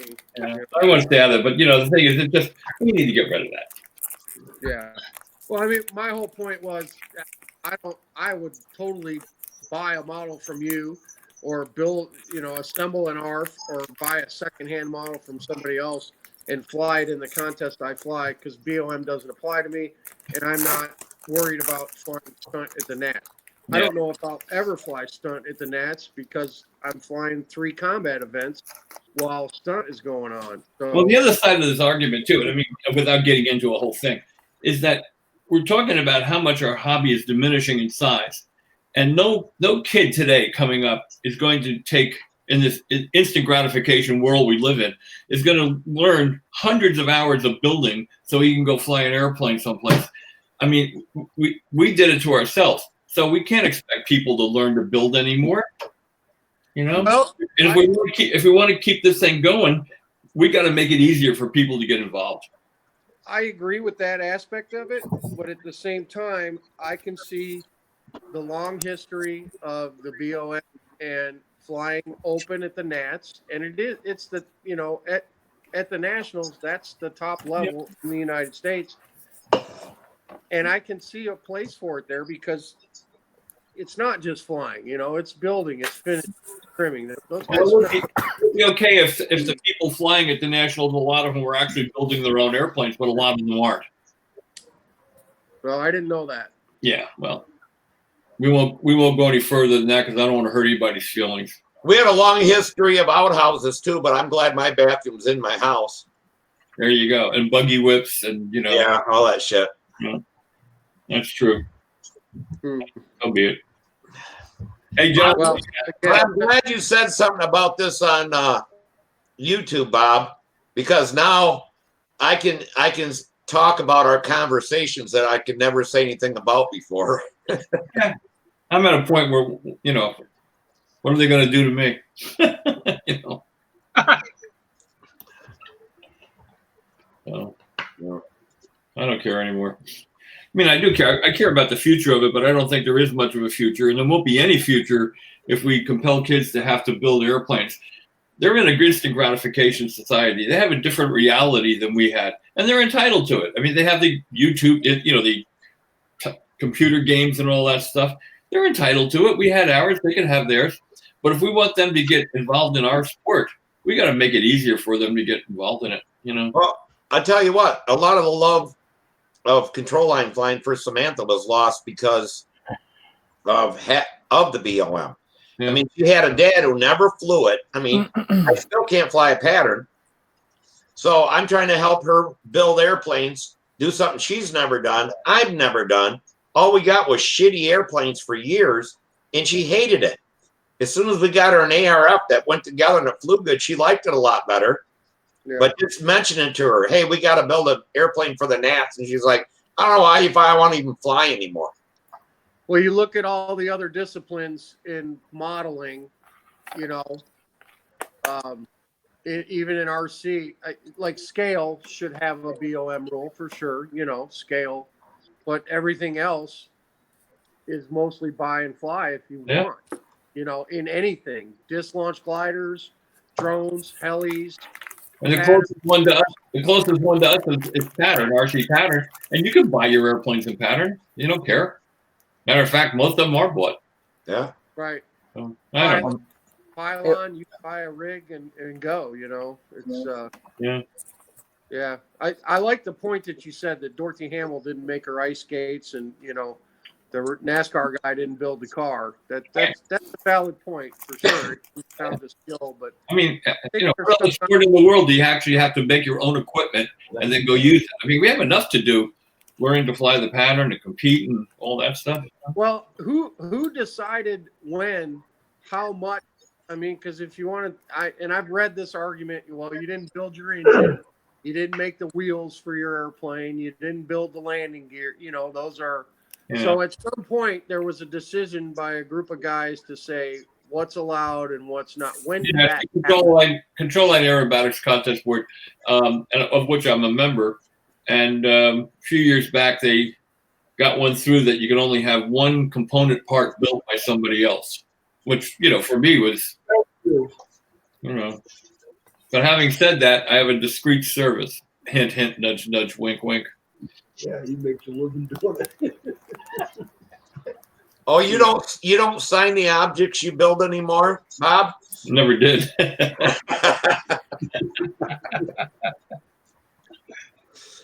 Yeah, but if you signed them, Bob, you'd be an artiste. When I was younger, I did put names inside my airplane. I used to put Red Reinhardt's name in my airplane someplace. I'd write it in there, or Larry Stravinsky, or Gene Schaefer, you know. That's funny. I had him inside my airplane someplace. You know. Those are my Red Reinhardt, he did the El Diablo, right? Yeah, he worked for my dad for 36 years, and we worked together at a machine shop for years. So he was like my hero, like a big brother, you know. That's awesome. My earliest recollections are of Red and Larry. But that's what I mean, Bob. You coming up, you were around people that could build. Your dad owned a machine shop. What couldn't you make? Yeah. You know, you guys could have built your own damn engines if you wanted to, really. My dad used to build his own engines years ago. We used to have a little decal we put on the sides of our airplanes, Robbie and I. It said UA, and nobody understood what it meant. And it was but for my dad. It was Team Unfair Advantage. You know, I completely agree with this. You know, no builder of the model rule, and some people were going to start to say, well, he wants to sell planes, whatever, you know. But I think is you know, like you guys said, you know, it's like kids nowadays, they want instant gratification, they want to have a ready fly plane and stuff like that. So if we don't get rid of it, this is gonna die like that. No question about it. Yep. Well, the one thing is, we know, you know, you got your airplane and stuff. Ask Bob, if you could build 2 components, Bob, instead of just one, how soon would you be a millionaire? So do it for the money. I'm only in it for the women and the money, you know. So yeah, because if you believe you're going to get used to say that. If you believe you're going to get rich building airplanes, you're wrong. I lose money on every wing, but I make it up in volume, you know. Hey, Bob. Those wings. Bob, those strange math. Bob, those wings should only cost $20 a piece, man. There's no skill in that. Hey, Bob, who was that fella from the East Coast there, the piano player that used to say he's only in it for the women and the money? Sunflyer? Yeah, he wrote a song called the something stunt blues. Yeah. Oh, that was Tony Lang. That's it, Tony Lang. He was from Ohio, I think, or maybe it was Illinois. I'm not sure which. He was a funny guy. Oh, he was. He was. Stupid stunt blues. First time I ever met him was at SIG. I'm just unloading my car, and he comes walking up, and he's a big man, you know. And he says, "Hi, how are you?" And I didn't know him. I said, "Well, hi, how are you?" And he says, "You know," he says, "Oh, this is terrible." Yeah, and it's a great story. Oh well. Anyway, he said I felt fine until I lost all my money, and I said, well, you know, like, you know, he had me hook, line, sinker, and I said, well, how'd you do that? And he said, well, a friend came up to me and wanted to borrow $10,000 for plastic surgery, and now I don't know what he looks like. That's funny. He was very talented. He was a piano tuner. That's what he did for a living. He was a piano tuner, but he was an excellent piano player, phenomenal piano player. What is that? Yeah, I have a video at some place on cassette tape. I have the Stuka Stunt Blues. That's it. Yeah. Yeah. Yeah. Remember the record? You can tune a piano, but you can't tune a fish. Can't tune a fish. Yeah, he was something. Bigger than life. Remember at VSC? Were you there at VSC that year? He showed up and he spent one whole day building a ringmaster in his room. Yes, I remember that. The next year, I got the room, the same room. I could still smell the dope in there. That's funny. Yeah, he was an original. Whatever happened to him? I don't know. You know, it's a shame we haven't heard from him in years. I wonder if Vince Bodie, because I think he was from Michigan, and I think maybe Vince Bodie or Bob McDonald might know. Now, what was his name? Tony Lang. Tony Lang. Lang. That doesn't sound familiar, you know, for the time that Samantha and I have been in it. But. He was back around 90, 91, 92, 93, that era. Okay. Hmm. He was big guy. Big guy. All in all directions. We went out. Were you with? No, you weren't at SIG very often, were you? I went to SIG. Okay, well, we all were there, and we all decided we wanted to get a pizza. So we got in a car, and it was dark, and you know how those nights are in Montezuma with no moon. It's dark. And we went up to the pizza place there in Montezuma, ate something, we come back, and I see this light going up over this, right over the sky like that. And we pull in there, and of course the fireflies are coming up from the corn and all that. And we hear Tony out there just laughing his rear end off. And he's out there. He's got one of those they break them and they phosphorescent lights taped onto his plane. He's flying that thing. Yeah, he's flying that thing at night, and he goes through the going through the planet. He yells out. He realizes we're out there. He says, "What do you guys want to see me do?" And I said, "Do the triangles with the point down." So he does. He can't see the ground, and he's yelling out, "Boy, I'm flying better than I ever fly before."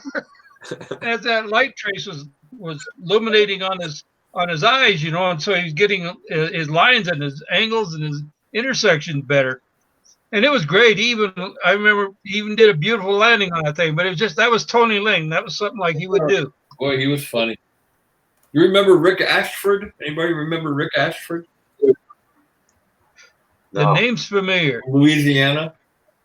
Huge guy. He was like 500 pounds. He was amazing. He was a great guy. Good builder. Good flyer. Well, we were judging together one year, so we were kind of hanging out together. And we went out to a Chinese buffet. When he got in my van, the whole van listed over, about 3. And we went through this stuff.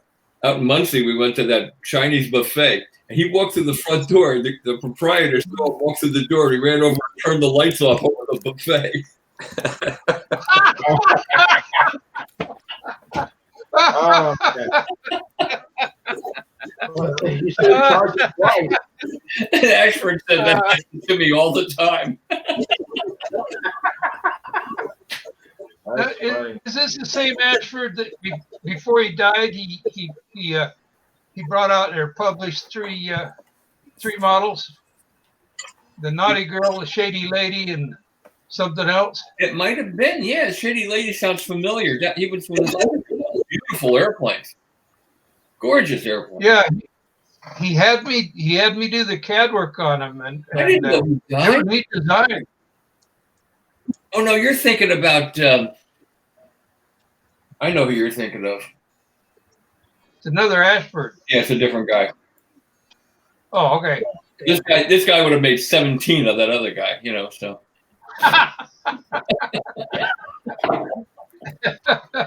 Oh my God. What's his name? So when you headed home, Charles, tomorrow? Well, we still have, like Bart said, Super 7. Yeah, we have a banquet tomorrow night. Yeah. So I'll probably be leaving. I have family here in Arizona, so I was going to go see my uncle and aunt and my 2 cousins. And then I probably will get back. I probably will leave Monday morning, drive back. Okay. It's been a lot of fun out here. Bart is a wonderful host. Gentlemen. Bart is the best. He's like we're like brothers. Yeah, he's a really neat guy. He is. He's a great guy. Yeah, I mean, he's very humble. I mean, he's a Hall of Famer and one heck of a flyer. What'd you say, Bob? He's one heck of a flyer. Yeah. Well, I've seen him go to contests and beat people with their own airplane. That's got to be an ass whooping when someone beats you with your own airplane. Yeah. Well, he's a natural. He's a natural with talent. Yeah. He used to fly at Disneyland. He was at Future World. He flew 2 or 3 Cox 3 one time. one in each hand. I think one in a helmet or one in his teeth or something. Yeah, he had one in his mouth and each hand had a handle. Yeah. Yeah, it's pretty amazing. Cool gig working at Disneyland, getting paid to fly model airplanes. What a concept! I know. Hey, Mike, you gonna show us your cars? What's that? I asked Mike if he wanted to show us his cars. Can you all hear me all right? I hear you. Yeah, I'm not working on fixing a car body. What I'm doing. Oh, wow. Okay. So Sam and I got into these RC cars here about a month and a half ago, and the bodies are starting to get jacked up on them. What I did with his, Now there's a place you could spend money. I did his, but I didn't do mine. And now mine's great. So I don't know how well you can see that, but inside there is drywall tape. So drywall tape and shoe. I did the whole inside of his car. You put the drywall tape in it, and then you spread shoe goo around. It stiffens everything up and keeps them from breaking. So Sam's body just fine. Mine is starting to come apart and get cracks on it because I did not do this one. So I'm going to do some repairs too. Because these bodies, the bodies are like $30 a piece. Well, remember that there only is one hobby: spending money. There's only one? Only one hobby: spending money. We got we have two. We got the control planes, RC planes, RC cars. Hey, Doran. Doran, did you bring enough for everybody? No.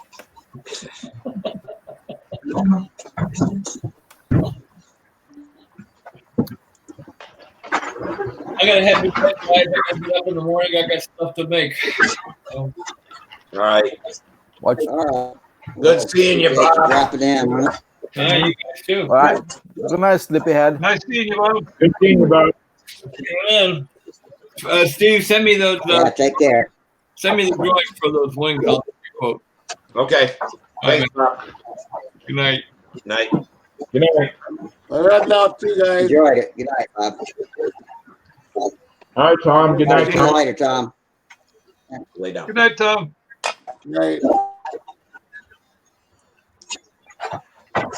You guys don't say goodbye so loud. My dog thinks I'm getting off this thing and it starts going wild.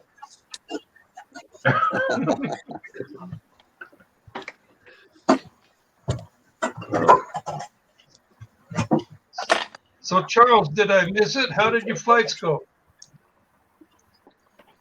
Oh my God. Nothing but mishaps after mishaps after mishaps. Oh.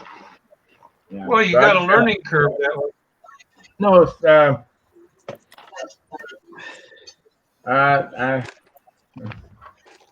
I'll just leave it at that.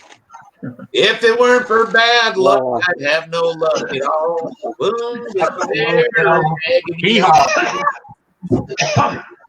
I didn't know we had a country blues singer in the crowd. Wait a Well, minute. Charles, Don't call him in a the, singer. That'll go to his mind. Just Charles country in the blues. list. I gave up singing to become a comedian. Don't quit your day job, Steve. I already did. You should have let me know earlier. I think Rusty's trying to say something. Let's just pause for Rusty. That's okay. I'll leave it alone now. It's passe. Okay. He was going to tease me about my singing, I think. No, I was just going to say to Charles, I'll go ahead and say it. Yeah. Of all of the things you described when you came in earlier, I never heard that you flew the plane into the ground. So I'm thinking that's a good thing. Yeah, I never flew the plane into the ground. No, it's just I mean, no, it's just the last flight, which was just the last straw for me. The plane almost came in the circle a little bit, so it lost one of the wheels when I'm flying. So I know it's DQ'd, you know. So I just pretty much fly the fuel out, and then I have to land the plane with on one wheel, which is, you know, can be precarious, right? Yeah. You know, but I do a beautiful landing. I actually came in really nice, and I didn't flip the plane or break it up. And that was really a high point. And I just said to myself, "That's it." You know, it's just, you know, it's not happening. It's not working. So If that's as good as it gets, then you better quit while you're ahead, huh? yeah, I was just like, oh my God, it's just like one thing after another. But you know what? I'm still having a good time. Don't get me wrong. That's kind of why I stopped. I just said, you know what? I'm not going to make this into a terrible weekend. I'm going to just I'm just going to stop now. And I just started helping a friend of mine, Dave Riggs, who lives here in Arizona, and I just started pitting for him and helping him. And him and I have been talking on the phone off and on, and we always have a bellyache, you know, after we get off the phone. We just have so much fun. So we was just having fun. It was more serious at the contest. I mean, you know, we didn't really laugh too much while I was getting ready to start an official, but you know, it was. I still had a good time, and that's why I just turned everything off. And my friend was egging me on to continue, and I just said no. I'm through. I can think of one. I can think of one significant time when I wish I had made that same decision and just stopped and enjoyed the memories, but I didn't. Yeah, I've done that before too. I mean, I'm glad that was the decision I made. You know, instead of just. But this plan I didn't build. And speaking of appearance points, they do run this kind of like the Nats. So one day they do round 1 and round 2. The next day they do round 3 and 4, and they take your best from either round 1 and 2 and your best either from round 3 and 4. And now both of those scores have appearance points, right? And they add them together. So it's, you know, you're pretty much mathematically eliminated if you don't have appearance points. Yeah. So why go crazy trying to, you know, fix this this rail that's been derailed, you know what I'm saying? When there's really not much payoff at the end. Plus it's an open class, so you're flying against, you know, national champions, you know. I mean, Yeah, Joe Gilbert's. Once your confidence is gone too, just more shit happens. You know, it just piles on. When you're waiting for other shit to happen, it's just a bad thing. You're better off just to say, well, there's always the next contest. You can say exactly. One thing. Exactly. I'm going to take this up. Next year, you're gonna say, hey, I'm going to be better prepared for next year. You won't be, but at least you can say that. Well, exactly. Charles, one of the things that a competition like this does for you is it does teach you how to be prepared when you go up to the circle. I mean, that's what it did for me. I was kind of playing fun and loose in that, and until I started going to VSC a lot, and then I began to learn how to be ready when it was time for me to get up there and have everything together, and you know, make sure it was working out. Still don't have it down perfect, but you know, I'm better at it than I was. Well, you know, this Olympic is only 38.5 ounces. That's pretty light, don't you think? Oh, yeah. Yeah. Okay, so to make a plane light, you have to cheat. You have to do things. It's weakly constructed to keep it that light. So, the gentleman that was with me, he squeezes me between the flap and the stab, and then the flap tears away from the flap horn. You know, if it was built right, that would have never happened. You know what I'm saying? It was just stuff like that happening. So that was just part of the foolishness. It's a light plane, and it's just like, you know, things are gonna happen. Wheels are gonna come off. Wheel pants are gonna come off. It's just it's a light plane. Well, the other thing is that you got to be so careful with a light plane. You don't put your finger through the covering. You don't dent it. You know. It's nice to have a brick because you can beat the shit out of it. Nothing happens to it. That's right. I agree. So Hey, yeah, Lee. If you put enough power behind the brick. Guys. Speaking of bricks, let's see that Cardinal of yours. Hey, I'll have to go get it again now. I've got the fillets done, and I've got a couple of the flaps covered. Cool. Let's see it. It's coming. I'll go get it. We'll wait for you. Hang on. hey guys, I'm punching out. I will talk to y'all let's all later. disappear now. Okay, Take care. Okay, Kim. Thanks for dropping in, man. Yep.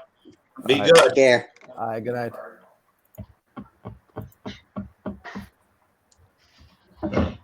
Yep.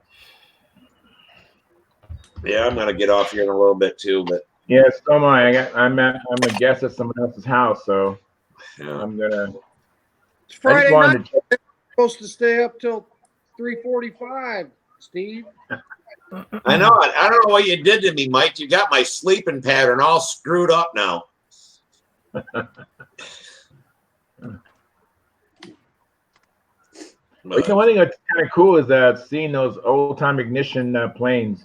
I saw Jim Lee's plane. I'm sure Rusty's seen it fly before, but I've never seen an old time ignition. It was fascinating. A bunch of times. Yeah, it's fascinating to see how the engine runs. Really cool. If a glow engine ran like that, it would quit. You know, it just kept. But the O ignition, they keep going. Hey, all right, They got a hell of a growl to them. Yep, it's looking real good there, Lon. Yeah, it's coming out really nice, this one. We got the fillets all done now. The fiberglass is all done on the nose. Nice. And carbon fiber landing gear. Holy shit. Yep, carbon fiber gear. We got those real light wheels last summer from Tom Morris. Oh, yeah. So we're looking at right now with no motor and tank or anything, we're looking at 45 ounces.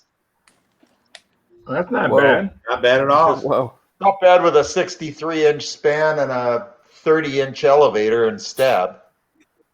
Yeah, so, it's a big plane.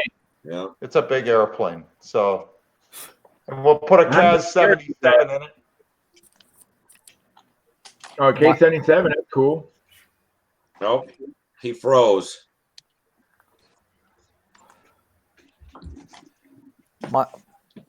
I think my plane, before I put the hardware inside of it and the landing gear, motor and battery, was 22 ounces.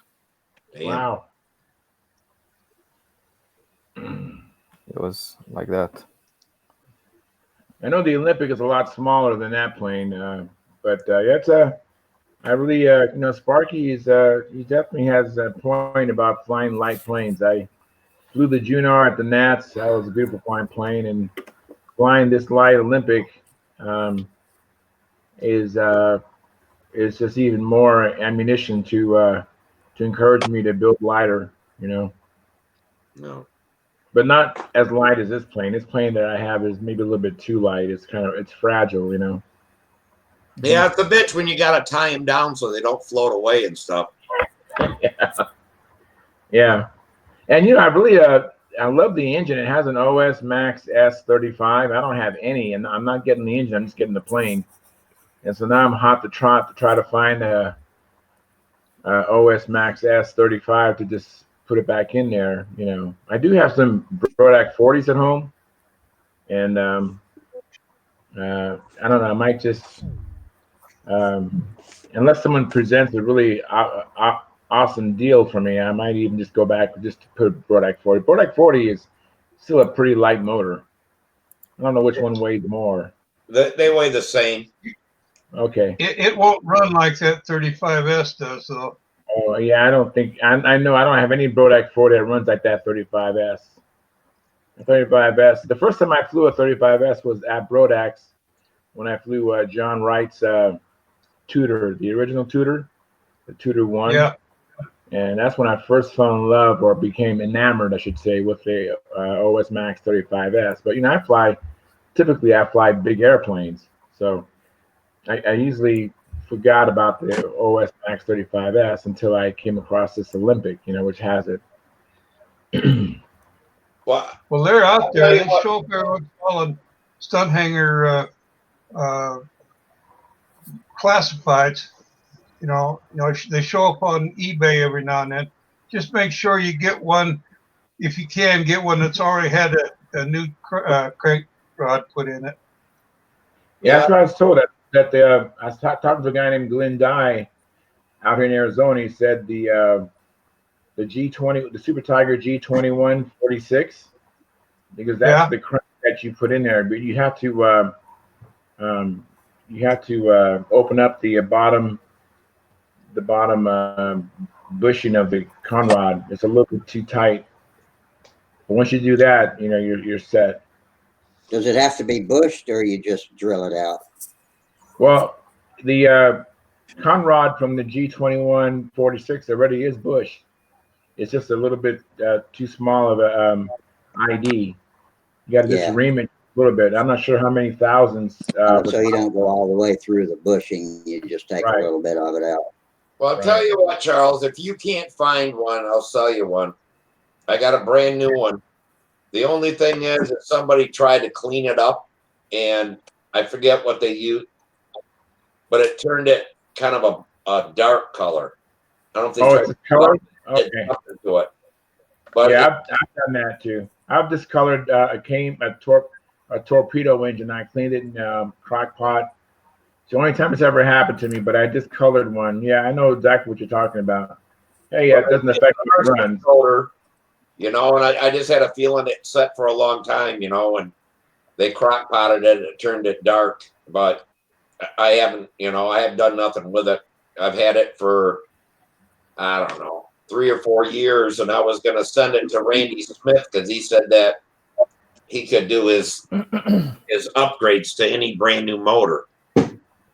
But, if you can't find one out there, I'll sell it to you. It's not a big deal. All right, cool. I'll definitely keep that in mind. I know you don't want to part with it. I'll see if I can find. I'll probably never use it, but I'm a hoarder when it comes to engines.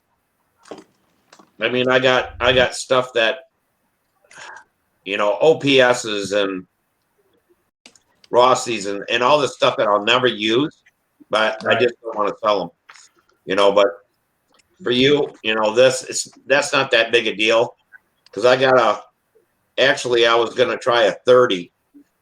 I bought for $10. I bought a 30 that doesn't have a crank, and then I bought another 30 that said, good for parts or whatever. So I bought that, and I think I paid $12 for that one. And I got the thing, and this thing has great compression. I can't believe that they said it was a parts motor. I can't find anything wrong with it. In a minute. Wow. So I got that too. So that's what I was gonna just put in a profile or whatever. But yeah, I have it. So if you can't find one, let me know. We'll get you an S35. All right, that sounds good. Yeah, sounds real good. And I got the thing. This thing has great compression. I can't believe that they said it was a parts motor. I can't find anything wrong with it. Wow. I got that too. So that's what I was gonna. Got some deja vu going on, man. I guess. Who just said what I said, but it didn't sound like me? It was you. That's exactly what you sound like. Huh? That's exactly what you sound like. No, that sounded like my dad. You know what? I think I sound like my dad also.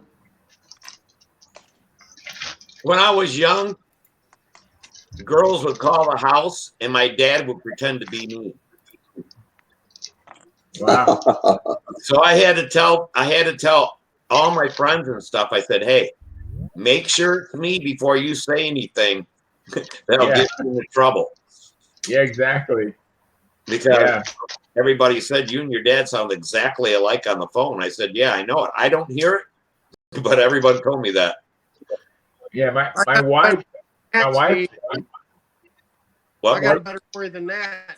My old man worked for the phone company. He worked for Michigan Bell.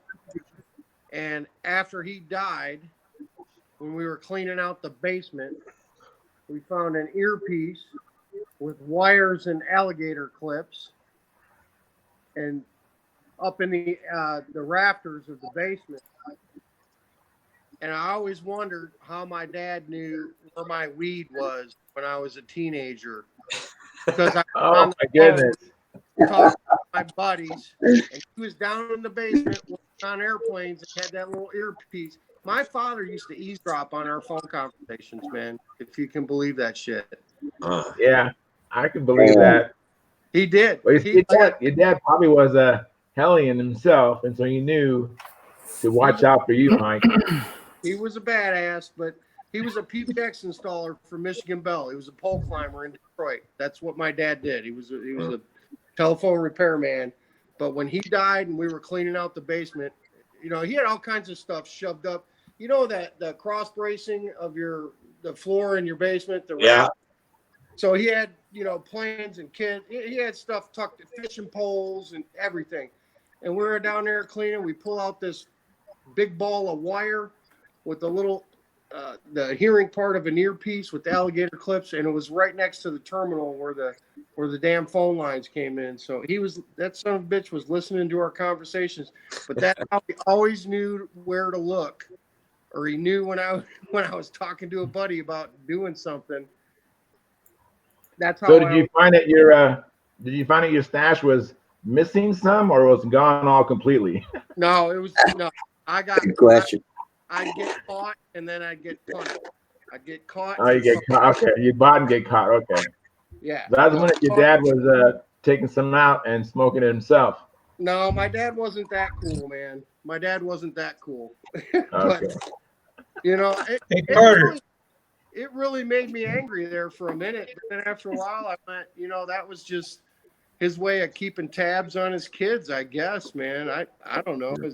Is it any different than looking at your kid's tablet or phone usage or their search history? Right, it's the same. Is it the same thing? Yeah. Same thing. Yeah, basically. He loved us. What's up, man? He wanted to know what we were doing, and huge invasion of privacy. Don't get me wrong. It's a huge invasion of privacy. No, it's not a huge invasion. That's your dad's house. Right. You're right, Charles. You're right.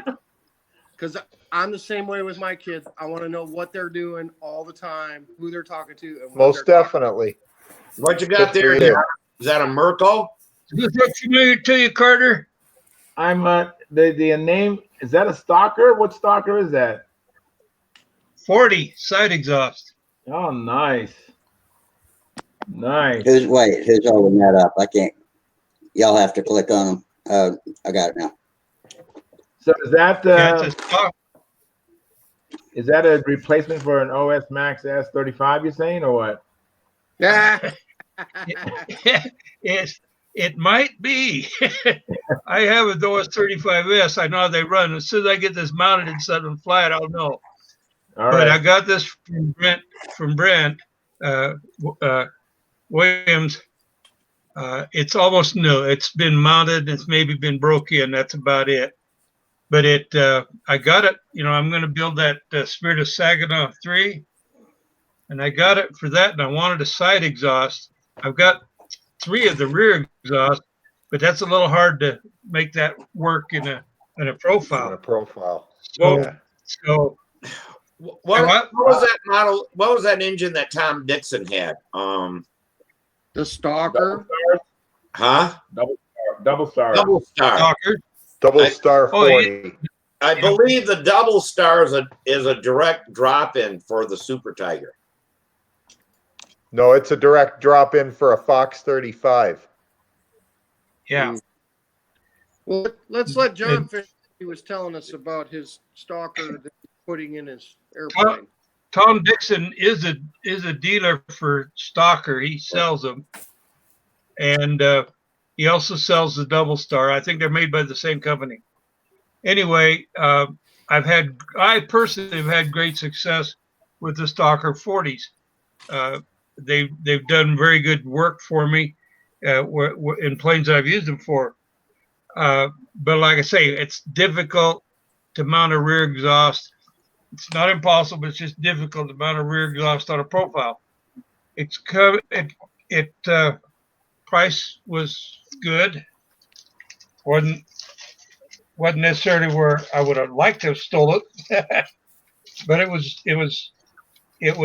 worth what he was asking. He wasn't overcharging. Here's the muffler for it. I almost bought that motor. Did you? Well, I think you missed out on one because this is a good one. Yeah, he dropped the price on it. After he dropped the price, I was seriously considering it, but yeah, he dropped it and I jumped on it. Yeah. Anyway, the problem with Stalkers doesn't matter whether they're rear exhaust or side exhaust. Brand new, they're pricey. And, I myself been one that has been willing to pay the price for them. And I've only got about 8 or 9 of them, all different sizes. don't I, Carter? Only Yeah, 8. You are a big Only. proponent of. I'm a. I don't know. Say what? I was gonna say, that buddy of mine, Dick, it was either a 40 or a 47 rear exhaust with a Stalker rear exhaust. He used a plastic clunk tank, and the rear exhaust muffler will go right over top of that without touching it or whatever. And he just made a thing to hold the back of the muffler. It works so good on that profile. Yeah, it'll work. You're talking about a Stalker 46 is what you're talking about. Okay. And I think it uses the same case as the 51. The 51 is judged by many to be the best Stalker of them all. I myself think there's a couple others that are pretty good too. But yeah, you can put them around a plastic tank like that. They will work. I use a plastic RC tank in my stunt ship, my full body. I just like them because I can adjust the uniflow to adjust the height, right, without having to move the tank or anything else.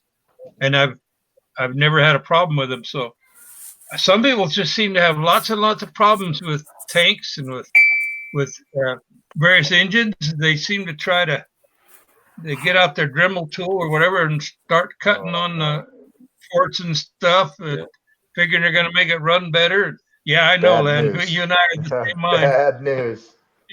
Yeah, that's why whenever I buy a used Stalker, I ask the person to please take it apart and look and see if it looks like it's been butchered on. Yeah, for sure. We got a Stalker long stroke, and we've been playing with that. Sam. Yes. Hey, buddy, how you doing? I'm doing good. Say hi to everybody. Say hello. Hi, Sam. Hey, Sam. Aren't you happy you're stuck at home with your dad for a whole week and now more? Horrible time. You can lie to us, Sam. It's okay. You can shake your head yes. Yeah, you can say one thing and shake your head. He's not looking. He's just shy. He's shy when he gets on here. He's better in person. You guys that have met him in person, he's. Oh, yeah. He knows me real well, so he shouldn't be shy talking to me. I know, yeah. Steve's building you an airplane, man. Why don't you say, hey, Steve, where's my Oriental, man? Go on, ask him. Just say hi, Steve. How's it coming? I'm putting on Silk Fan right now. Pretty good. All right.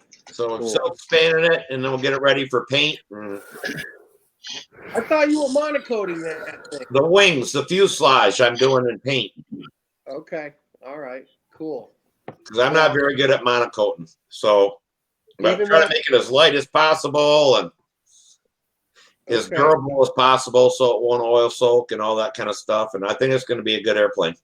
Well, even though he's not super excited here talking, he has asked me, how's that Oriental going to be? What can I fly it in? What can I use it for?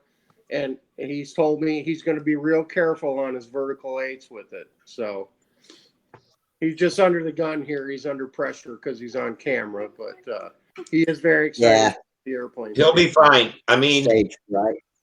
that's what Samantha flew her Oriental in intermediate and won everything. I mean, she beat everybody, even the adults. That's how good this airplane will fly. I think it'll be a good size airplane for him because, like I said before, he struggles with full body 46 size stuff. He just can't Too hang big. on. So Too much power. A little bit of smaller stuff. I think he's good. He's going to come into his own this year, man. He's going to kill it. He's Yeah. going to kill it. You just got to keep him away from them girls. Luckily, there ain't no girls that fly anymore. Boy, they'd be chasing him all around there and getting his mind off of flying. Yeah.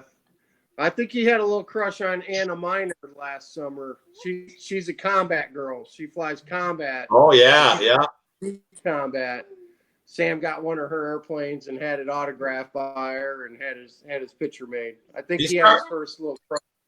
If he starts sleeping with it, Mike, you know he's got a problem. Yeah, well, I know.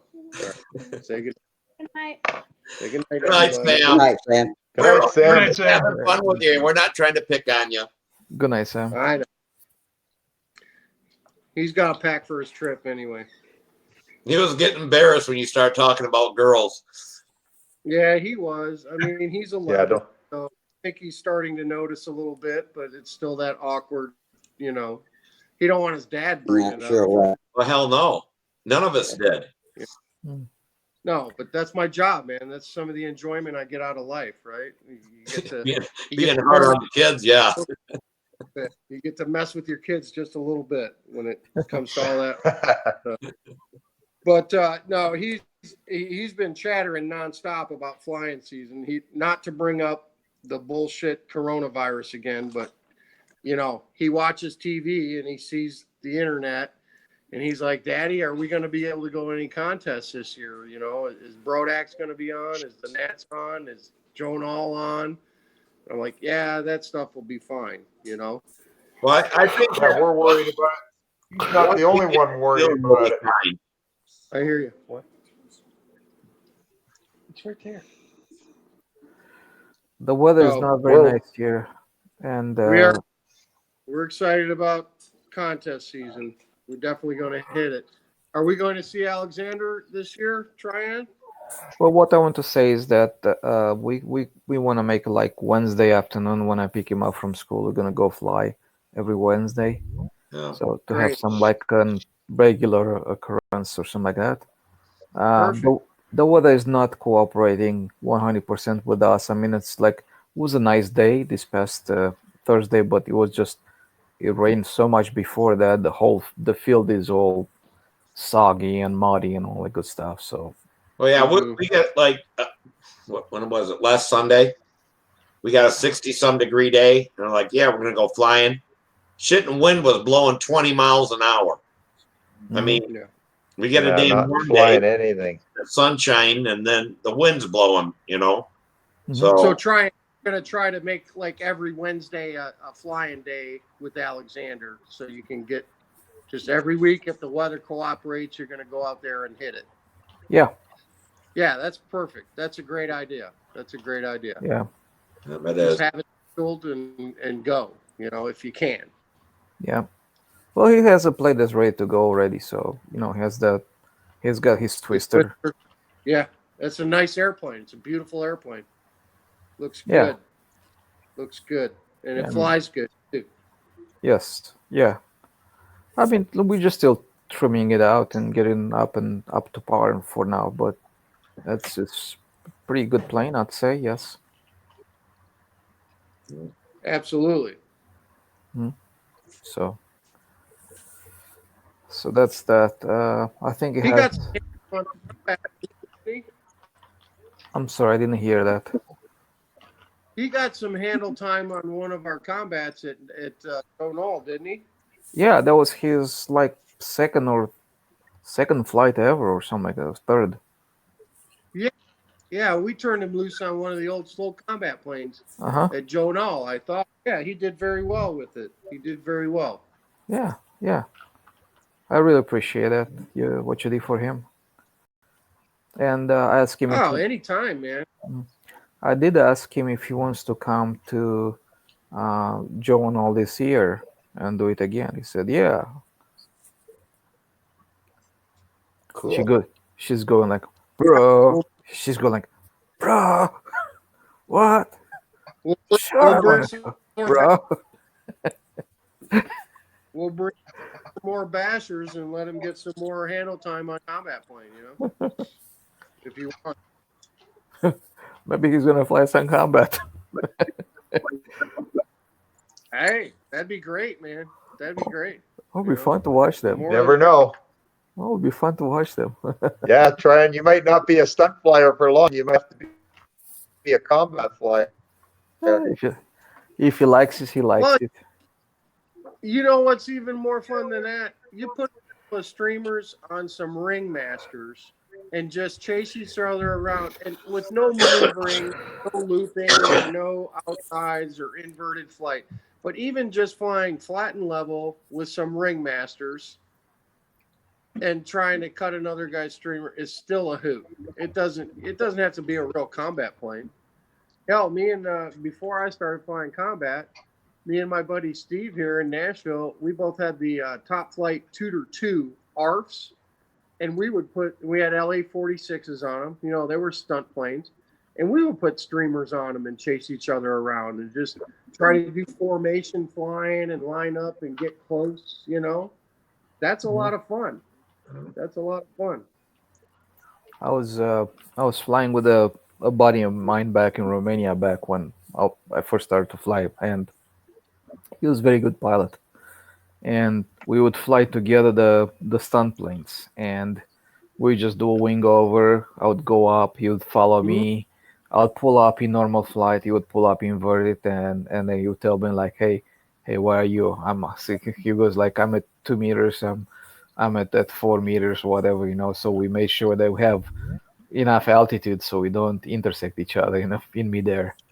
And we never did crash into each other. So that was fun, like synchronized aerobatics. It's a hoot, man. It's a hoot. Mm-hmm. That's good. I like seeing kids flying. You know, I think it's great that Alexander is getting into it and starting to fly, and whatever discipline he settles on, it's just always fun to see a kid on the handle doing whatever it is they're doing. You know, it's just it takes me back to when I was 10 or 11 or 12. You know, and riding my bike, towing a wagon down to the park with my dad's pit box and my ringmaster. You know, when I was Sam and Alexander's age, I was literally towing a wagon with my ringmaster and my dad's pit box and his stooge at 10 or 11 years old, and going and flying by myself at the field. That's awesome. Awesome. Yeah. I mean, we lived about 9 blocks away from Rouge Park, Lynn. I grew up 9 blocks from Rouge Park, Lynn. So you know where I'm talking about. And I would ride my bike down there and steal my dad's pit box and go fly my ringmaster or my twister all day long on a Saturday, you know, with a stooge. Start it myself on the stooge, launch it myself, and just, I can't even see 9, 10, 11-year-olds doing that these days. Or even with a Cox airplane. Kids just don't do that. That was, you know, we were a bunch of 10-year-olds flying Cox PT-19s with no grown-ups, no adults. It was us, you know? Yeah. There's just something about that I don't know. I wax nostalgic about it, man. And I just think how awesome that was to be a kid and to be able to go do that. You know, today, 99 out of 100 parents would say, I'm not letting my kid near that spinning propeller that's going to cut his finger off, you know? Right. Well, in those days, Mike, you could go to the local schoolyard and fly. You can't do that anymore. Absolutely. That's kind of what put the nail in our coffin. Yeah. Kids don't see us or hear us. We're out flying out in the boom toolies where they never see or hear us. I remember when I was a kid, you'd hear a motor start up. You got on your bike and went and found it. Most definitely. You rode, yeah, Yep. rode to where the noise, right? Yeah, absolutely. You know that sound anywhere That's when you're a exactly- kid. Yeah. Well, That's exactly how I started. I was riding my bicycle to the recreation center, and there's a man there flying a plane, a Nobler, in fact. And he was in the Navy, and my dad was on sea duty, and this gentleman was on shore duty. And so he befriended me and taught me how to fly control line. His name is Shelby Hagberg. I was a little kid, and I'll never forget him. Yep. Yeah, I was fortunate. Like I said, Len knows where I grew up. You've been to the Rouge, right, Len? I haven't been there. Oh, but you know it, right? I know of it for sure, definitely. Yeah. Okay. So I grew up 9 blocks from that circle, which is in the city of Detroit on the west side. And then also just a quarter of a mile from there is the RC field, the Detroit Aeromodelers, which my dad was a charter member of. So we were 9 blocks away from an RC field and a control line field. And we could hear airplanes. When they were flying control line, we could hear You knew it. If they were flying RC, we knew it. And it didn't hurt that Dad was a club member in the RC club. So if we were at home at 5 o'clock and we heard airplane engines, we'd get in the car and go. If we weren't already going to the field to fly, you know. That's awesome. My dad's routine in the summer, man, was Mom had dinner on the table at 5:30, and at 6:30 we were going to the park till dusk every night, every evening, and every weekend. That's awesome. So, but yeah, the noise of an airplane would just like get us going, man. We'd be like, oh, someone's at the field. We better go see who it is. Let's go hang out. Whether we were flying or we wanted to go just see it and hang out, you know. Well, like and nowadays every schoolyard is posted. No flying, no motor this, no nothing that. Hey, no so kids even after school. Yeah, all of the flying is now taking place, 10 miles out of town. Yeah. No wonder we're not seeing any kids coming up unless unless their dad flies like Mike or. Well, let's be honest. The half-A airplanes that were on the market, the plastic ones, they weren't great flyers, but there was lots of them out there, and they were readily accessible, and everybody had them. That made it a little more easy. That was because there was a ready place to fly them. You could fly them, at the school. Exactly. Can't do that. We all flew at the schoolyard. The market shut down when the school shut down. Len, what I have to say about those plastic planes is that well, they got team in the air, they flew somewhat, stuff like that. But a lot of people that had them, they probably kind of go like, well, this is crap. It's not flying very well or something like that. Well, we all and thought they move on to do something else. For us, true. yes, because we liked it. But if you have thousands of them, hundreds of thousands of them out there, and you only have a handful of people doing it after that, we can say like, we liked it or whatever. We didn't care, right? We liked it anyways. But we liked it anyways. But if they had like a little bit better quality or something like that, maybe easier to fly, you probably see more people doing it. It's hard. It's hard to know, but the thing is, they flooded the market with them back in the 70s and the late 60s. The market was flooded with them. There were in every store on the corner, they had a PT-19, a Stuka, and a Spitfire, and you saw it in the box and you wanted one because your buddy had one. Mm-hmm. Yep. Your friend had one, so you wanted one. Mm-hmm. I'll give you what you said, Tryon, but even me being the son of a modeler, my first control line plane was a Cox PT-19 airplane. Sure, my dad built pre-flight planes, he built RC planes, and he built control line planes. but the one he started me on was a Cox PT-19. And Yeah. after I could fly that flat and level, then he agreed to build me a balsa airplane after that. But you know, I had an advantage. My dad was a modeler, and he knew how to start an engine and run an engine and all that. I still Cox, and I had probably 6 or 7 different Cox models as a kid, just flying flat and level, you know. And Dad encouraged me with that. The Cox PT-19 was a good trainer. It wasn't would bad. fly. It would fly, and it was survivable. It could take a crash, and you could get it back up in the air. You didn't lose your investment unless you really crashed it. You didn't lose you had your to go investment. straight in. If you're flying it over grass, that's the whole pop apart method. You know, if you're flying in a parking lot somewhere or gravel, it's going to break. Plastic's going to break. But on grass, on tall grass, they were pretty robust. And you know, I did my first loops on a Cox PT-19. Now, granted, they were nothing but big giant wing overs, but to me at 9 years old, that was a loop, man. That was a loop. Yep. That's right. I did my first ever loop on a Cox Fokker DR1. Oh my God, what a piece of junk that is, man. Yeah, it flew good for me. I mean, I was 14 and I could fly it, and I managed to loop it. Oh my goodness. Was that? I didn't even know they made that. Is that a 049 plane? Yep, Cox Fokker DR1. Yeah, Red Baron. It was fine. Yeah, I know. They made the DR7 too, right? Yeah, they made a D7, a DR1, and also a Stop with Camel. Up with Camel. That's right. As a matter of fact, Yeah, that's what Eddie Rickenbacker flew, right? I think there was a twin pack where you could buy both models in the same box. That's pretty cool. I never saw that.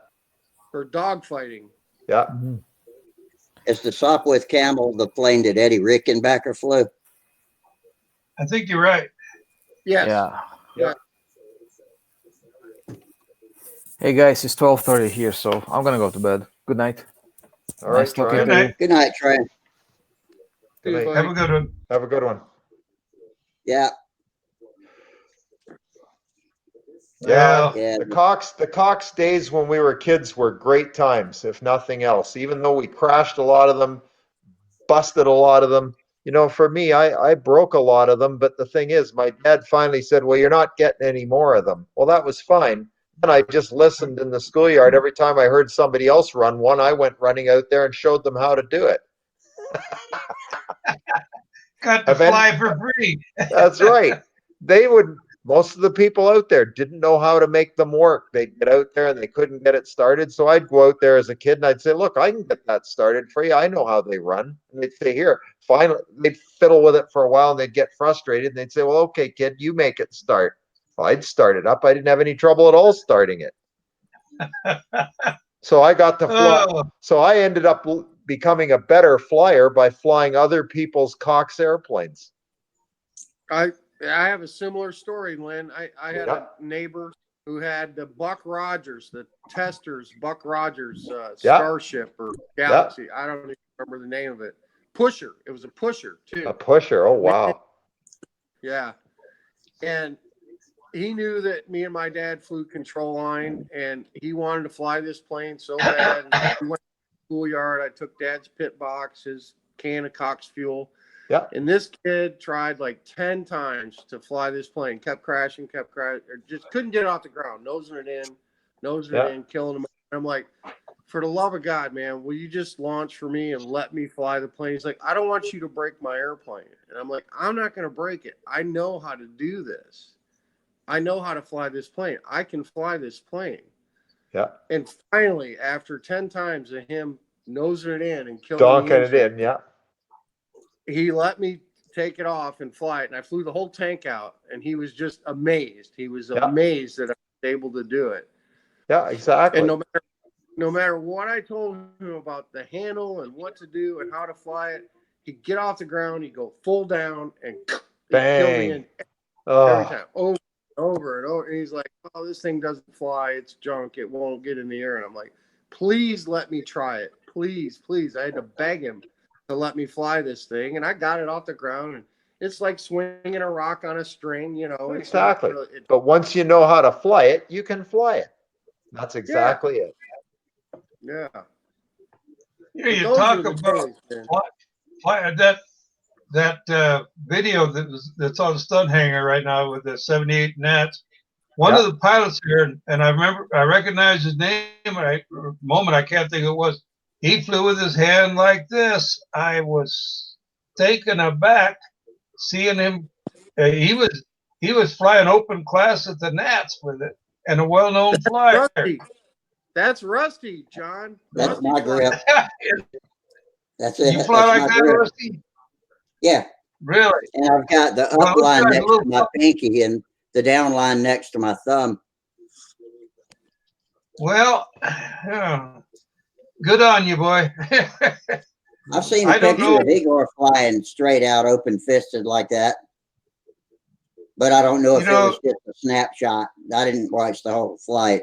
I just saw a picture I of knew a him. guy, I think it comes about from the old Ringmaster box. The guy in the Ringmaster is flying like that. Oh, You know, yeah. they- but I knew a guy that flew. Let's see, up was down and down was up, and don't Yeah, I that's don't know me how. just I mean, rolled over. That's me just rolled over that way.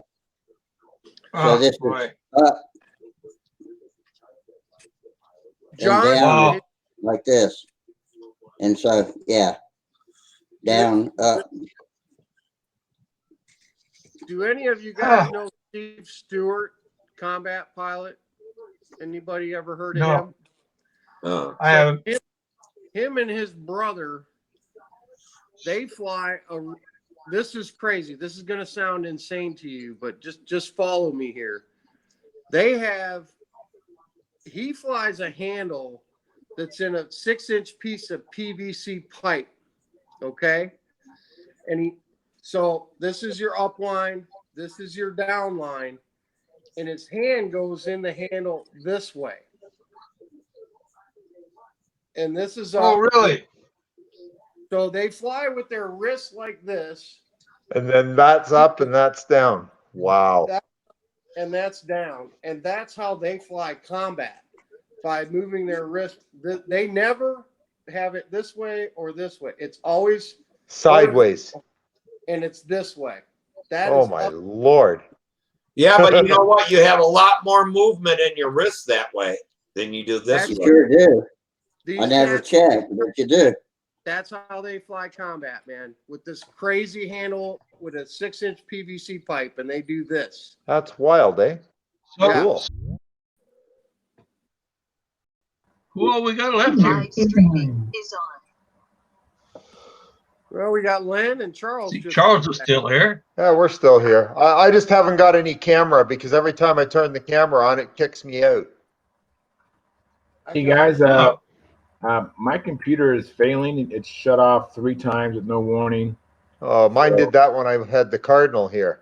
Just Yeah, crashed. so my computer's on its way out. So I'm gonna have to go. 'Cause I don't want to keep shutting off and coming back in. So I bid you all well. Good night. All right, Charles. I'll see you guys. Continue having fun. All right, man. Thanks, Thanks. guys. Continue having fun. Be Talk good. to you later. Talk later. We'll see you, Charles. See you, Mike. Hey, Lynn, can you still see us? Yeah. All right. So talking about the Cox models. Oh, wow. Look at that. This is a late one. This is one of the, Wow. mid to late 90s. The X-Wing fighter. That is wild. Cox pusher, all plastic. Huh. That's the lead out guide right there. If you can see it, it's kind of clear Yeah. plastic. I've never seen that. That's amazing. It's a canard. Yeah. So it's a canard. Elevators up front. Haven't flown it. We bought it, and I've had it for about 10 years. It's just been a display piece. Now, is Well, the elevator on the front or the back? It is. It's right there, Lynn. Can you? So let me it's on see the if I back can of the act- stat. Is the elevator toward the? Yeah, it's at the back. Okay. It's the back. It's at the Okay. back. Yeah, it's a canard elevator at the back. See, I built a canard for a 35 once, right? I now know what I did wrong. I put the elevator on the front. Oh, That's okay. why, Yeah. that's why it didn't work. But we are definitely going to get a test flight on this, man. It's That been is so sitting on the cool. shelf forever. The motor's never been fired up, but you know it's the Skywalker X-wing fighter. Cox made That's this. awesome. I think under the Estes brand when Estes owned Cox, right? Yeah. That sounds about right. And I'm thinking probably because it's so heavy. Yeah. I think maybe just 15-foot lines, just because anything more than that. Yeah. 20 I don't tops. think Yeah. 20 tops, 20 tops. But when I do fly it, we're definitely going to take video of it. That is so cool. So, and there was a couple of Star Wars planes, Len. I have one other one.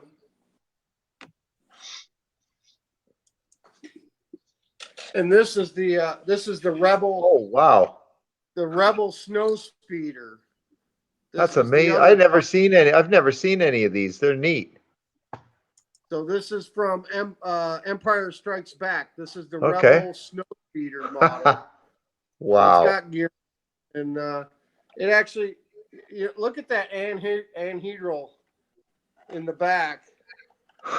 Wow. It's got pretty good elevator throw on it. This one also is unflown. This has just been a shelf queen since we got it. But we're gonna bust these out and go to the school parking lot and fly these this summer. Take a video. Neato. I don't expect huge performance No. on them. And I don't even really care about this one, but I want to see this one fly. I want to see the X-Wing in the air. I think that's cool. Yeah. I'm sure it flies. I don't know how well, but I'm sure it does fly. I'm sure it'll get off the ground and I could whip it and keep it in the air. But Yeah. I think it's going to be like a homesick anvil as soon as the engine quits. Oh yeah, that's the key to all these heavy Cox planes is you can fly them and take them up to like 10 feet or whatever. But when you know the tank's getting low, you get it low, get it down. Get it to a foot, get it to a foot, and then let it run out and hit the ground. So yeah, because they glide like a cement block. Absolutely. Oh, that's pretty cool. I hope you'll get that on a video camera. Anybody ever have one of these? Is that a Fly-em? That's a Tester's Fly-em. I had that exact airplane, a silver one. So yeah, this is silver. It's silver, but wow, that's what happened. I had that same one. Yep. It's yellow underneath. So That this is... was under my Christmas tree in 1976 when I was 10 years old. Look at that. Yeah. That's phenomenal. Still got it. Still got it. The first one I had was the Messerschmitt. Same thing, only I had the Messerschmitt, but we couldn't start it. My dad couldn't start it, and I couldn't start it. We took it back. I still remember that. Okay. Little white Messerschmitt. That's what happened to my P-51 Cox. We had to take it back. Same deal, yeah. For the Fly-ems, they had the P-51, they had the P-40, 40. They had the Messerschmitt, they had the Zero. The Zero, yep. They had the Zero. I think that was all, wasn't it? Just the 4? Well, I'm trying. Didn't Testers have a Albatross, a black and white Albatross? I don't remember that one. I don't remember that one. They may have. They had a black and white. Was it in the Fly-em series? I think it was. Because Testers made other ones too, right? They had other airplanes. Yeah, they did. Because after we took the they had the Cosmic Wind. Yeah. But Cox had a Cosmic Wind too. Do you remember the Cox Cosmic Wind, the F1 Sport Trainer, the purple one?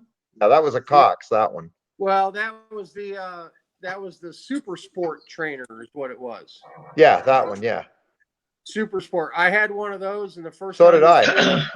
it as soon as the engine quit, boy, it just tumbled and cartwheeled, and we ended up breaking it. So did I. I broke it on the first flight. I broke the wheel pants off, and I was so disappointed. I was in tears. Yeah, so did I. I had the purple one. That was a Not a very good flyer.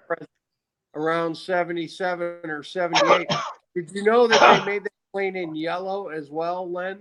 I didn't know that. I didn't know it. I only remember the purple and white one. I remember I used to sit and look at that thing for hours, and I was afraid to fly it the first time. Oh, it looked so cool because the fuselage was massive on it. Yeah, it was it had that. It had the blue canopy. It was amazing. Tinted blue canopy. Tinted blue canopy. Yep. It had wheel pants on it, and that's right.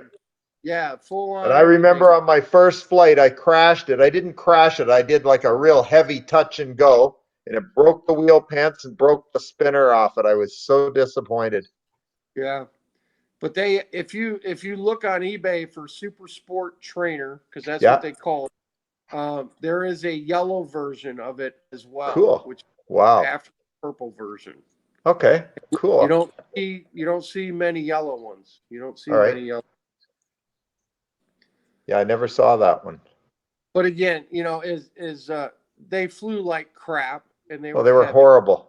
But when you were 10 years old, man, like that was your world, man. You looked at that Cox catalog from whatever year, and they had all airplanes in them, and you're like, oh my God, I want all of them. I want to get every one. But because I used to see all the other kids bring them out to the schoolyard, I learned pretty quick which ones flew okay and which ones were crap. The Stuka was horrible. Oh yeah, most of them.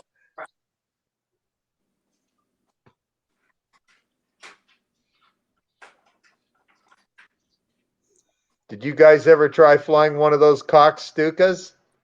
Yeah, I have. That was my first plane actually, and I never successfully flew that one. But Dad, after he couldn't glue it back together anymore, brought home a PT-19 that I went ahead and learned with. And that would be better. Later on, I decided I wasn't going to let that Stuka kick my ass. So I think it was after I could already drive. I drove down to the hobby shop and bought one, and came home and I could fly then. And so I flew that Stuka till it just fell apart. Yeah. And so my you mom could bought fly me it, a P40 for my birthday one year, and she asked the guy at the hobby shop. She said look what she Mike's got. Mike's got a Super Chipmunk. Oh, let Rusty finish telling his story. Go ahead, Rusty.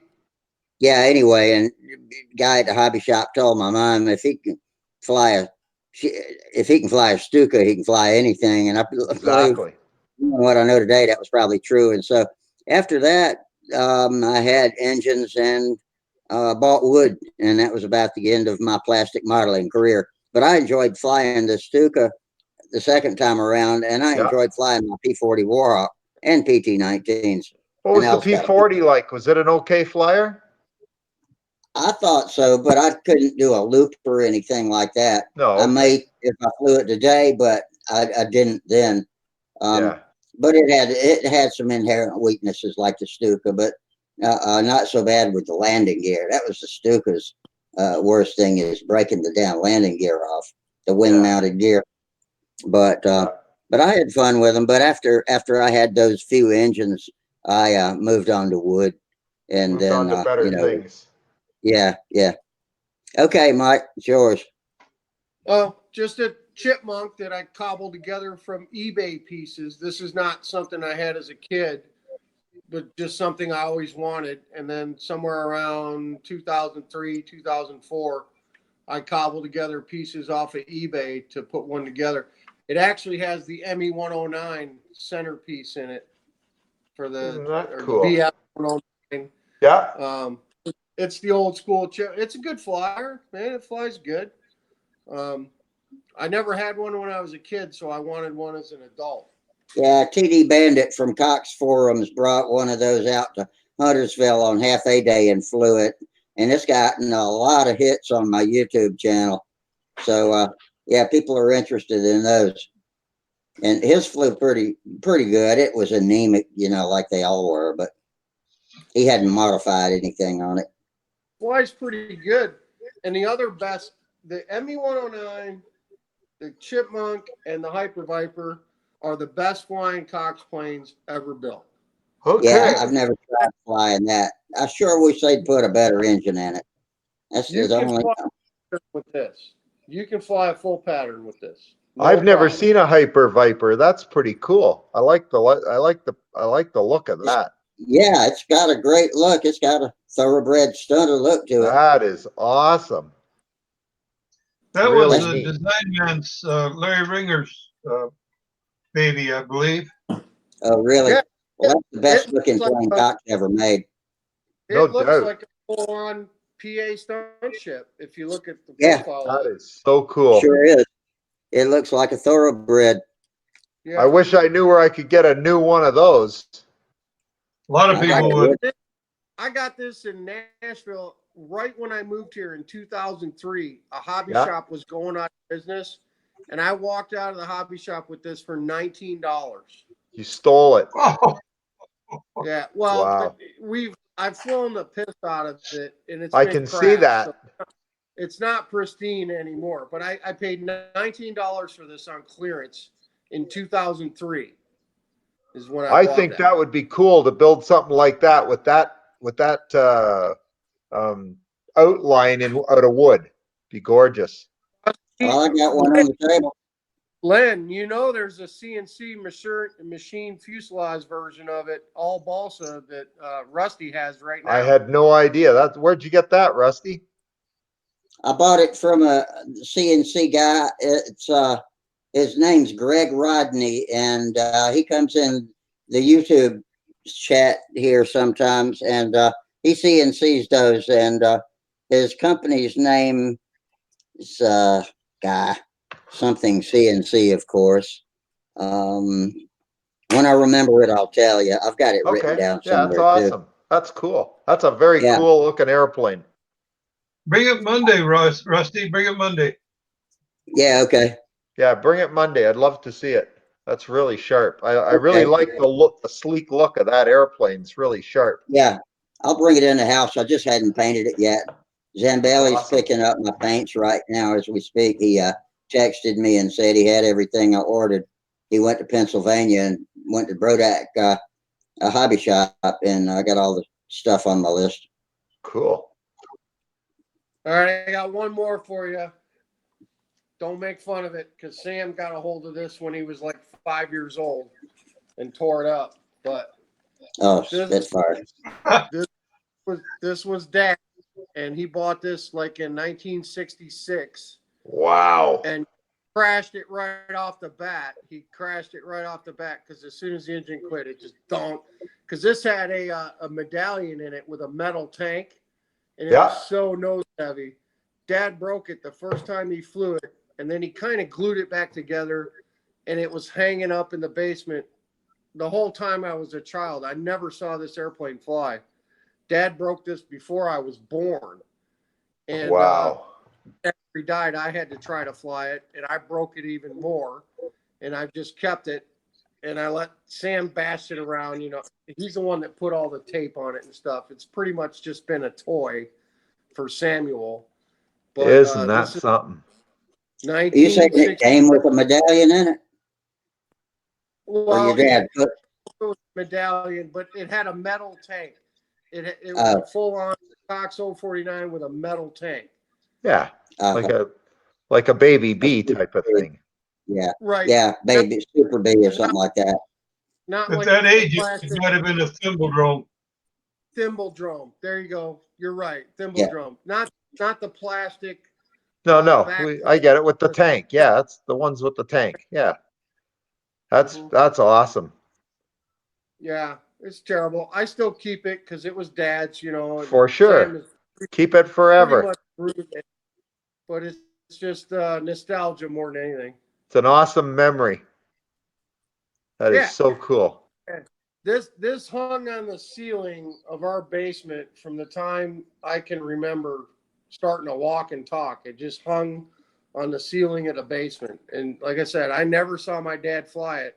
He had flown it and broke it before I was born. And it just always hung there. And I always bothered. I was like, Dad, let's fly it. He's like, no, it doesn't fly. It flies like crap. It's broken. We'll just break it more, you know. And of course, as soon as he passed away, when I was 18, I put lines on it and started the motor and tried to fly it. And I broke it even more than it was broken, you know. I don't know if you guys know Keith Morgan, but Keith Morgan built a replica of that out of Coroplast. It flies outstanding. Keith Morgan is an awesome dude, man. His stuff is incredible, man. Yeah, he's a good builder. I met Keith at Huntersville, and he had one of the first BMJR 109 kits with a Fox 35 in it. And Rusty, you saw that airplane. It was beautiful. Those are beautiful kits. Yeah. He had that white one. I didn't see the one that you're talking about, but I saw, I forget his name now. Keith Palmer. Yeah, that's different. Not Keith Morgan. Okay, I'm thinking about Keith Palmer. I'm sorry. Yeah, no. That's okay. Keith Morgan usually goes to Brodak and flies PA and a lot of stunt events and so forth. But yeah, he built a Coroplast PT-19 around like the same numbers as the Cox one, and it flew really well. I was surprised. Yeah, and he did a Spitfire as well, right? Yeah, he did a PT-19 and he did a Spitfire. Exactly. Right. He did the Spitfire. I'm sorry, he did the Spitfire first, then he did a PT-19. Yeah, the videos are on YouTube. Yes, they are. That's the one. Exactly. Yeah, those are awesome. But on another note, that just because we're talking about Keith Palmer, yeah, Huntersville, that built the BMJR 109, okay, which was a beautiful. Everybody was gaga over this thing because it's a mid-sized scale stunt plane with a Fox 35 in it. Okay. And he's an excellent builder, and it was a beautiful airplane. And everybody was gooing and gawing over it. And after the weekend, so many people were picking it up and looking at it. Somebody had punched a hole through the underside wing. You remember me telling you that, Rusty? No, I didn't remember that. Under the wing? We had talked about that. You know, because I think we had a discussion about, would you just go and pick up someone's airplane and start looking? That's right, yeah. And I would never anybody's airplane without permission, ever. Right. I agree. I would never do that. And so many people were handling his plane. And at the end of the weekend, he had a hole in it through the choke span, and I felt so bad for him, you know. But he's a pretty easygoing guy, so he didn't say much about it. But I'm sure he fixed it up, but it does drive you nuts. People just aren't careful. A lot of people just are not careful. They don't understand. They just don't. They're not gentle enough with stuff. Well, guys, I gotta run. All right. It's been fun. John. It's been good. Yeah. Yep. Enjoyed it. Have a great Y'all weekend. have a good one. See y'all Monday. Hey, you betcha. Have a good one, John. Oh, he already left. I was going to tell him I was going to send him a real friend request so we could hook up, but.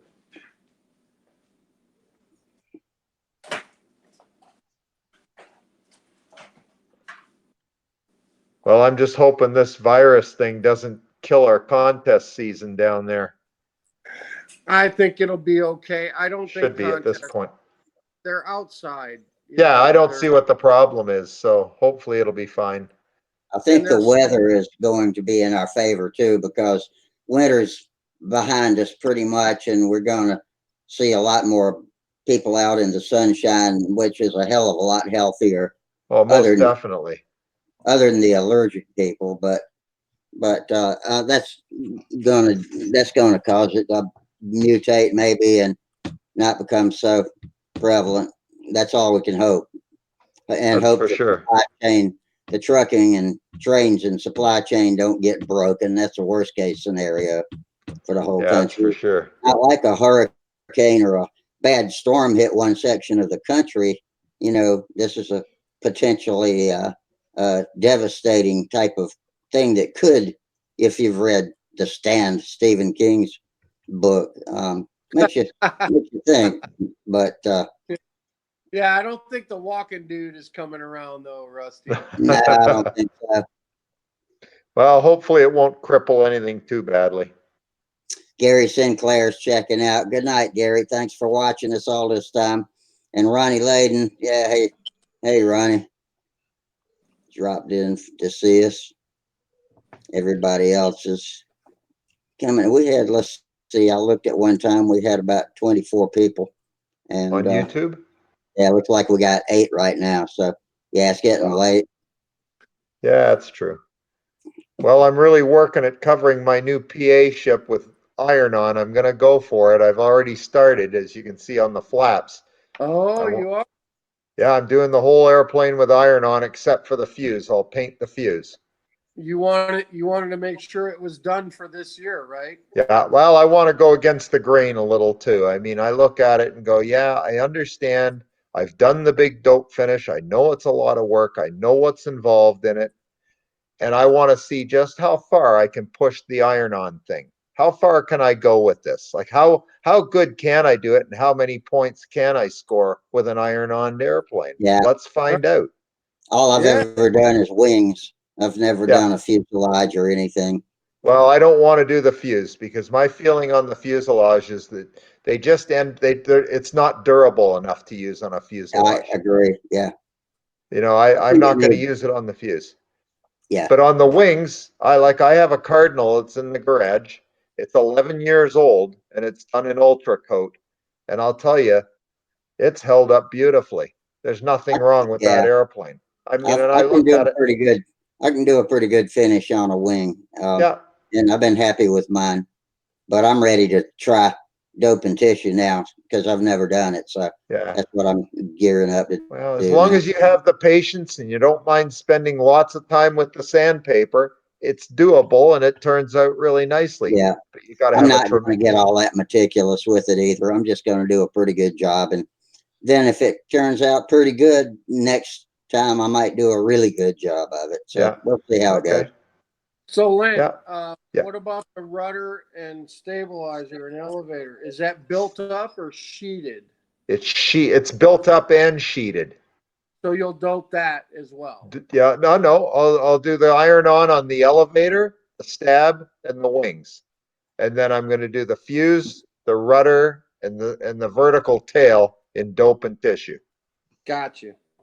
I may do the rudder and the vertical tail and iron-on, but I haven't decided for sure yet. But you'll do it. You'll cover it and then glue it on after it's covered. Let's get this straight. What are we gluing on? Oh no, it's already on. The whole airplane, as you can see, is already together.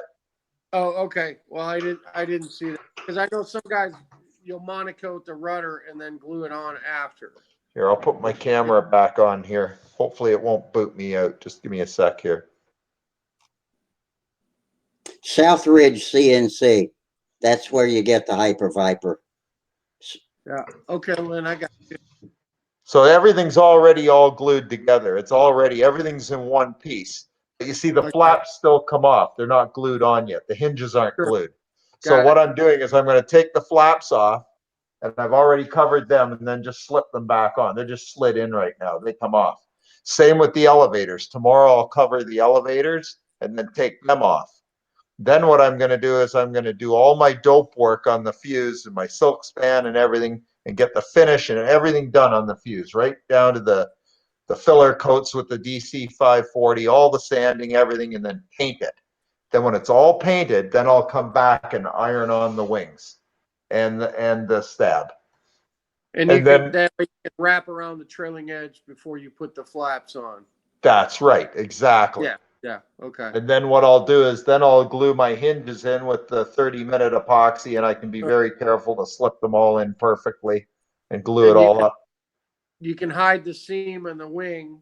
Everything will be hidden. Like there'll be no seam. You won't be able to see any seams the way I'm hoping to do it. I'll be looking. Oh yeah, it'll look. I'm hoping I can score. Well, let's just say I'm hoping I can score better than 15 points. That's my goal. If I can score 15 points with a finish with this, then it makes me look and say, hey, do I really have to do a dope finish? You know, you're right, man. There's some Look at good the amount thinking. of time I'm saving. I can finish this airplane as I see it, the way I'm doing it, in about a couple of weeks. Whereas when you do the whole dope and silk span the entire airplane, and then take all that time sanding and masking and trying to finish everything, it becomes a huge undertaking. It does, and it does. And what are you going to gain by Yeah, really kick ass? Well, here's the game. It's bragging rights and 5 marks, but that's only if you get the 5 marks. Right. If you don't get the 5 marks, and I score 15 points with this, I'm just as far ahead. Right. I mean, you can make up 2 or 3 points with your flying. Hell, you can make up 5 points with your flying. Well, I mean, Bob Barron did it. He won the Nats with an iron-on covered airplane. No, I mean, wow. Bob Barron was an incredible flyer. I get that, but I'm just saying, I'm not saying anything to criticize the dope and tissue finish. I'm just saying that I want to see how far I can push the envelope with the iron-on finish. Right. No, I get it. I get it 100%. But even still, you're even if you got 13 or 14 points, yeah, you're only looking at making up a 5-point deficit. 5-point difference. With your That's right. So I look at it and go, nobody gets 20. Nobody gets 20. The top very guys few. get 19. Yeah. And a few more guys get 18. So right there is your 5-point spread between 13 and 18. But, you know, the guys that can get 18 and 19 are probably pretty kick-ass flyers, you know. Most definitely. So you might. But keep in mind, they don't all get that. You know, some of the best flyers get 18 and 17. So now if I get 14, now it's only a 3-mark difference. Yeah, no, I hear you. So I look at it and go, you know, I mean, I understand when it's all said and done, it's not going to be quite as durable, but not bad. I've got an airplane downstairs right now that I've had since 2009. Still looks pretty respectable, covered in ultra coat. Yeah. So that's what this is. This is ultra coat, and we're going to see how far I can push it. Yeah. It was interesting when Bob Hunt was talking about the BOM rule earlier. Right. I don't know if you in. I didn't hear it. What did he have to say for that? Oh, it was a while. No, you don't have to quote him, but just give me a rough idea. But he thinks it should go away. Is his opinion? Yeah. He thinks it should go away. He's saying, comparing how no other sport anywhere ever requires you to build your tools of the trade and then go win with them. You don't have to sew your own footballs and go play football or. Yeah, like he said. Well, he said Dorothy Hamill didn't build her own skates, and you know, I forget who the NASCAR guy was he mentioned. He didn't build his race car, you know, stuff like that's true. And then he delved into a little bit about, you know, component building and most definitely, and it's everywhere. Where the draw line. I mean, what are you going to do? You're going to make people build their own motors soon and build their own mufflers? Right. I mean, it's not going to happen. I mean, yeah, that was settled a long time ago. But the other part where they settled on one major component, and you know, I mean, I don't know how I feel. I get the whole deal with BOM and being in open at the Nats and being at the top of the game. Like, it's the whole ball of wax, man. It's everything. Yeah, you got to have everything. I get it. It's all of it. I understand that. And that competition at that level, I understand why the guys that are at the top want to keep it that way. You know, I get it. Right. I do.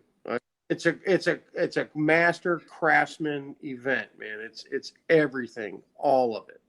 Yeah. It's all. But I think Bob was saying, you know, it's going to kill new entries into the hobby, and he was talking about the younger generation, and kids aren't going to be willing to do that stuff. You know, if they can't buy it and fly it, they're just not going to do it. And They're not going to do it.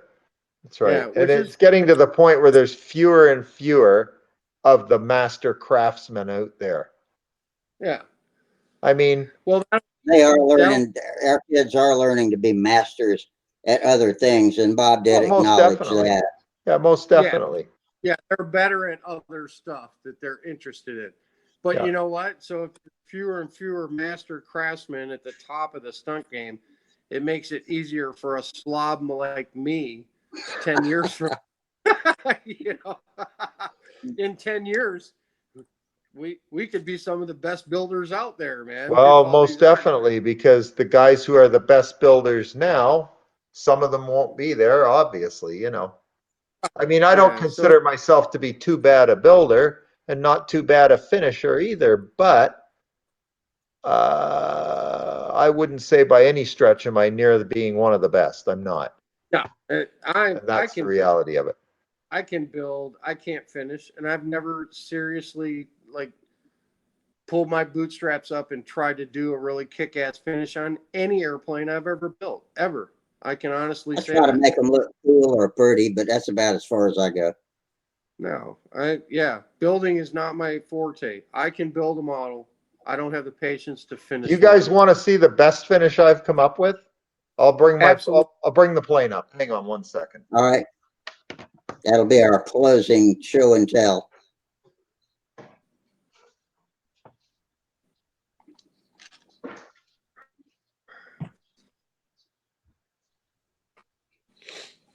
Man, I hate that I had such bad microphone the first half of the show. I did not realize how bad it was until I was trying to talk to Kim and finally realized no, y'all couldn't understand anything I was saying.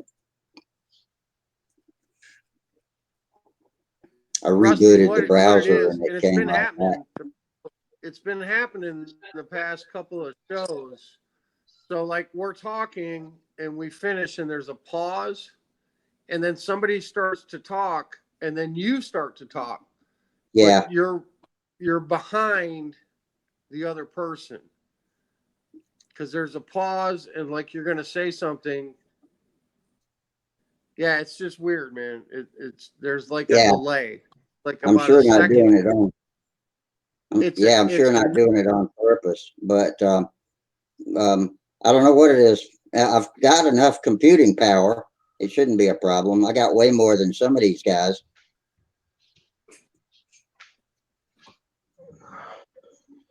That looks like a windy plane, man. I can't see anything. This is my 2016 90 ship. Holy crap. It's called Outrageous. It weighs 88 ounces. Whoa. And it's an all Brodock dope finish. Did Windy build the airplane? It looks like a windy plane. It was built basically as close as I could come to based on what I knew of his Novanta. Yeah. Rojet 90, it's got one of Trion's props on it, 4-bladed 14, I believe 5-pitch prop, and a Rojet 90. Beautiful, man. Well, thank you. But yeah, that's pretty awesome. It was a heck of a lot of work, I'll tell you that, to do the finish and everything. Rear exhaust, pipe out the back, the whole bit. And it flies okay, but it's heavy. And is that the one that you used the Brodak primer on? That's the one, yeah. Okay, that you tried to sand it all off. But I mean, it's a beautiful looking airplane. I mean, it's gorgeous looking, but it's just that, wow. It's quite heavy. It flies okay, but you can see the finish. I don't know if you can see the shine on it. It's pretty shiny. Oh, yeah. Yeah, it's beautiful, man. It's beautiful. So what happened with the primer? The primer was old. It wasn't very good. It had been in the hobby shop too long. So it just didn't work out so well. I don't know if you can see the details if I bring this up a little closer. Oh yeah, I can't read the writing, but it's just it's just a thanks box thanking some people that were involved in the project and so forth. So how do you put that on? Is that the finish? No, that's all done with decal paper. You get tester's decal paper, and then you print what you want on your computer, and then run it through your inkjet printer. And then what you do is you stick the decals on the wing, and then you put a sealer on them. Actually, I put the sealer on before I took them off the decal sheet, then stick them on the wing, and then very light mists of clear dope over it. Okay. Until finally they seal right in. Okay. Never to be seen again. So the airplane. That's it. Rusty's got it right there. That's it right there. The tester's decal paper. You can either get white back or clear back. Clear, yeah. I had the clear. Yeah. Okay. Yeah, that looks just like Wendy's plane. You know, I had his Testarossa in my house for about 2 weeks. Quite an airplane, eh? Beautiful. I'm gonna take this back and I'll make you laugh. You ready for this? Hang on. Yeah, okay. All right.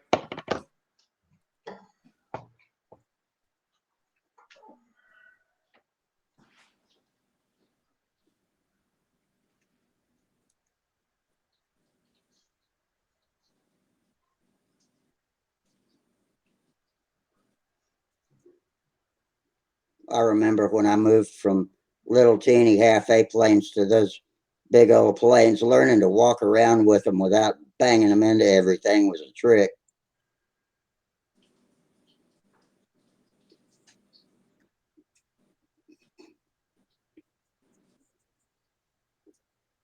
That's what we call hanger rash, Rusty. Yeah, I know it is.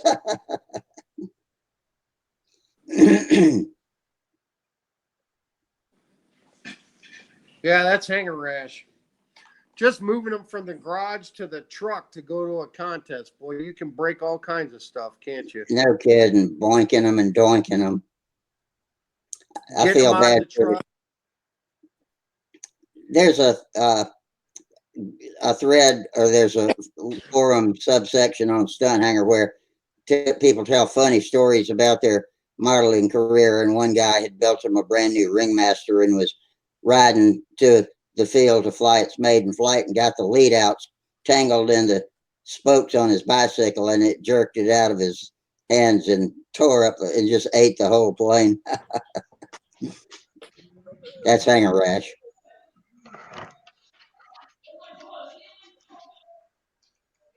Hey, Mike. Yeah. You had Testarosa's brother. I have Testarosa's brother right here. Novanta. What? No kidding. So Wendy sold me this airplane. After he found out about me building that other one, I called him up and talked to him on the phone. And I asked him if he had the plans still from when he built this airplane, because I wanted to build a replica. And he said, I'll do one better than that. I said, what's that? He says, if you can get down to New Jersey, he says, I'll sell you the real Novanta with the Rojet 90 in it. Wow. So he did, and I have the airplane right here. So what I've done is I've drawn an actual plan for this airplane. Now mine won't have the carbon fiber wing that this has, but I've got all the airfoils and all the numbers and everything, and I've finished drawing it all up. So anytime I want to build one of these, I can. So this one has Wendy's 90 in it, the modified one. Have you flown? I've flown it. Flies amazing. Flies outstanding, but I don't want to fly it too much because it's had some crashes. It crashed twice in its life. So it has had some damage, but I did a lot of repairs to it on the bottom. See, Wendy was using it as a test plane for testing pipes and stuff after its serviceable days were done. and he had cut the whole bottom out of this. It was opened right up. And what I did is I put a whole new block on the bottom back past the pipe tunnel and put a whole new block in it, and then redid the cowl and redid a whole bunch of stuff. So it's basically been fixed up to almost like new again. Awesome. So it should be around for quite a while, but I don't overfly this. I fly it, but I don't overfly it. That's the way it is. I probably put on it a couple of flights a year, 2 or 3 flights a year is enough. Just when I want to get some information on something, I think, oh, I want to fly Novanta to see about this or see how this works or how that works or whatever. Then I'll fly it, but I don't go out and fly it every day. Okay. Well, cool. Yeah, Thank you. I mean, like, I had the Testarossa in my possession for 2 or 3 weeks while it changed owners. Yeah, well, because you were bringing it up to Brodax for, what was it, Paul Taylor? No. Paul Taylor had the airplane here. But then Paul moved.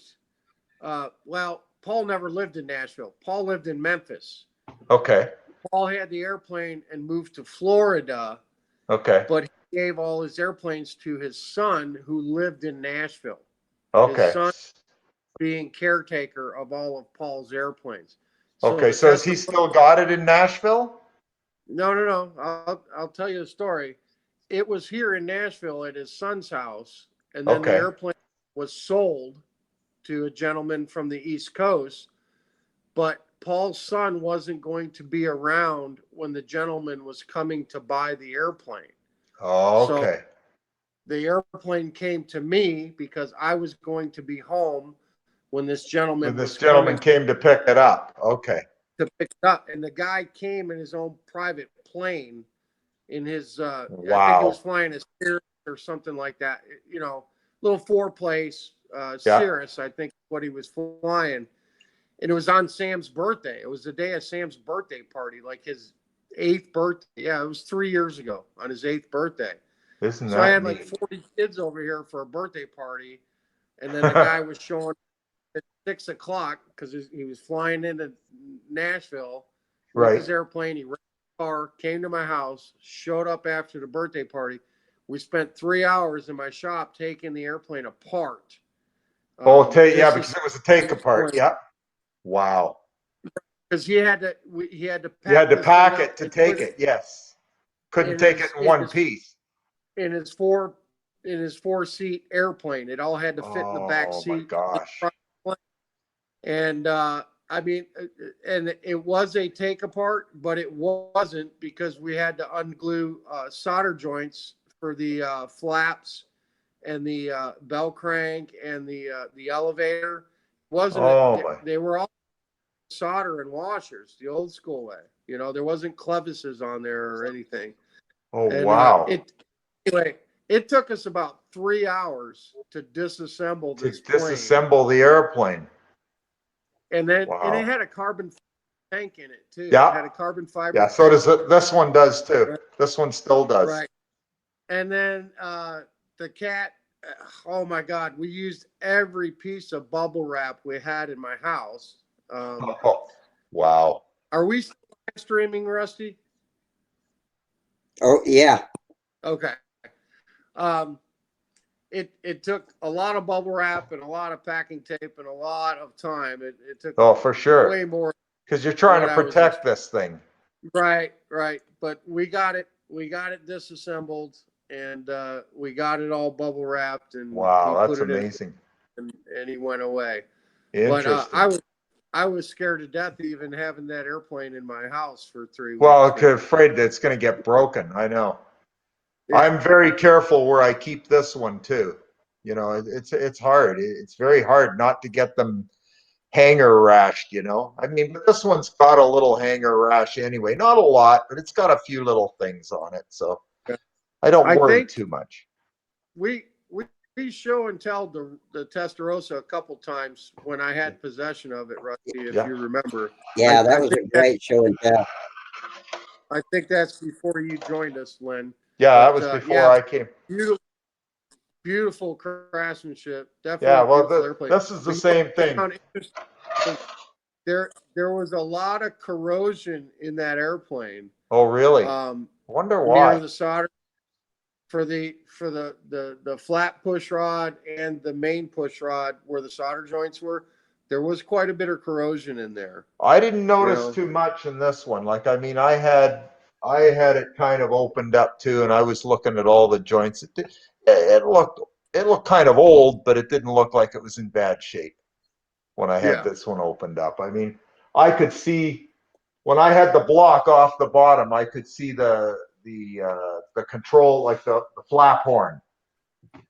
Okay, and when were those built? You know, I mean, the Testarossa was built in 06, and this one was built in 07. Okay. Oh, okay. So in 06, he built the Testarossa in 05, 06, like that winter between 05 and 06. And then he flew it in 06 in competition. He was 5th at the Nats with the Testarossa. Okay? Yeah. And then in 07, he built the Nighty ship, which was this one here. And he flew it at the Nats in 07, and it crashed because it quit upside down and then hit the guillotine that they use for pull testing, the pull test cart thing. He hit that with the wing, and it tore the tip off it and crashed and broke the nose off this airplane. Oh, he was probably trying to save it, and he was trying to glide it and get it over to the grass. Oh, to land it in the grass inverted because it was upside down, and he didn't want to land it on the pavement and destroy the finish. I understand fully, but he never got there. It never got there. It hit and crashed and broke the tip off it and snapped the fuse in half. So then he took it home and he rebuilt it all, and he flew it in the stunt trials, in the U.S. trials. I don't know how he did. I think he did okay with it. And then after that, it had another crash in Lee, Massachusetts at a contest. And apparently somebody else was flying it, and it hit a tree branch and crashed again and ripped it all apart. And it was a hell of a mess at the field. And they glued it back together at the field. Rich Jacobone and a bunch of other guys glued it back together at the field so that Windy could fly it in the contest. He flew it in the contest and then took it home and managed to redo the finish again on it. Wow. Then after that, he used it as a camera plane.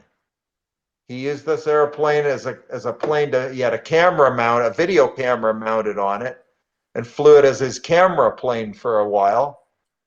And then he retired it, basically. Okay. He used it for testing pipes with the 90 and used it as a camera plane. And that's all I really know. Has that got the Ferrari paint on it? Oh, yeah. It's got the Ferrari red paint. I think there's still a Ferrari deck. Yeah, it's still got one of the Ferrari decals on there, the Scuderia Ferrari. And it's on the wheel pants, too. Yeah, it's got the little ones on the wheel pants. Now, originally, it used to have them on the tail as well, on the vertical stab. But they've been, because of the 3 refinishing jobs he's had to do on it, I guess he just left a few things out the last time because it started to become an older airplane. But it's still gorgeous. Yeah, I never knew this cat, man. I just heard all the stories, and I know there's tons of YouTube videos that go way back. Did he ever win the Nationals or a World Championship? The best Windy ever did was second. Windy got second at the Nats, and I believe it was 1991 or 92. I'm not sure which of those 2 years. It was either 91 or 92. So it was quite a while ago. He was still flying a car. Go ahead. He was known for like his finishing and building just beautiful. Beautiful airplane. He won the Concourse Award, I believe it was 13 times. Okay. Now this airplane here won the Concourse Award in 07. It was a Concourse winner. And then he just quit flying, right? He stopped in 2012. He was done. That was it. He finished the 2011 season. He his grandson was born when he was at Brodax in 2011.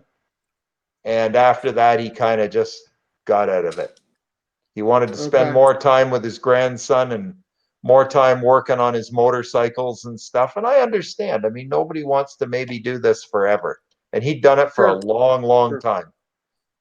Yeah. And I'll tell you. Go ahead. He's younger than you and I are, isn't he? Wendy? No, Wendy's older than me. He's old. Wendy would be 75 now. 74 or 75. Okay. I had that wrong. Yeah, he's older than us. Okay. He's older than us. But Wendy had a lot of top 5 finishes at the Nats, probably more than most. I mean, I know Paul Walker and Dave Fitzgerald have been in the top 5 a lot of times, but I think Wendy was in there a lot of years too. He had a lot of very competitive airplanes, but not quite enough to get right to the top. He was always close. He was always there, but not right there. So that's that story, what I know of it. Well, that's a great story. He was always good to me. That's all I know. Wendy was always very nice to me. He was nice to Naomi. And we went down there to pick up this airplane, and him and his wife were great with us. They took us out for dinner. We had a great pizza dinner. Wendy loved pizza, so we had to go out for New Jersey pizza with Wendy. That was just one of the highlights of my life.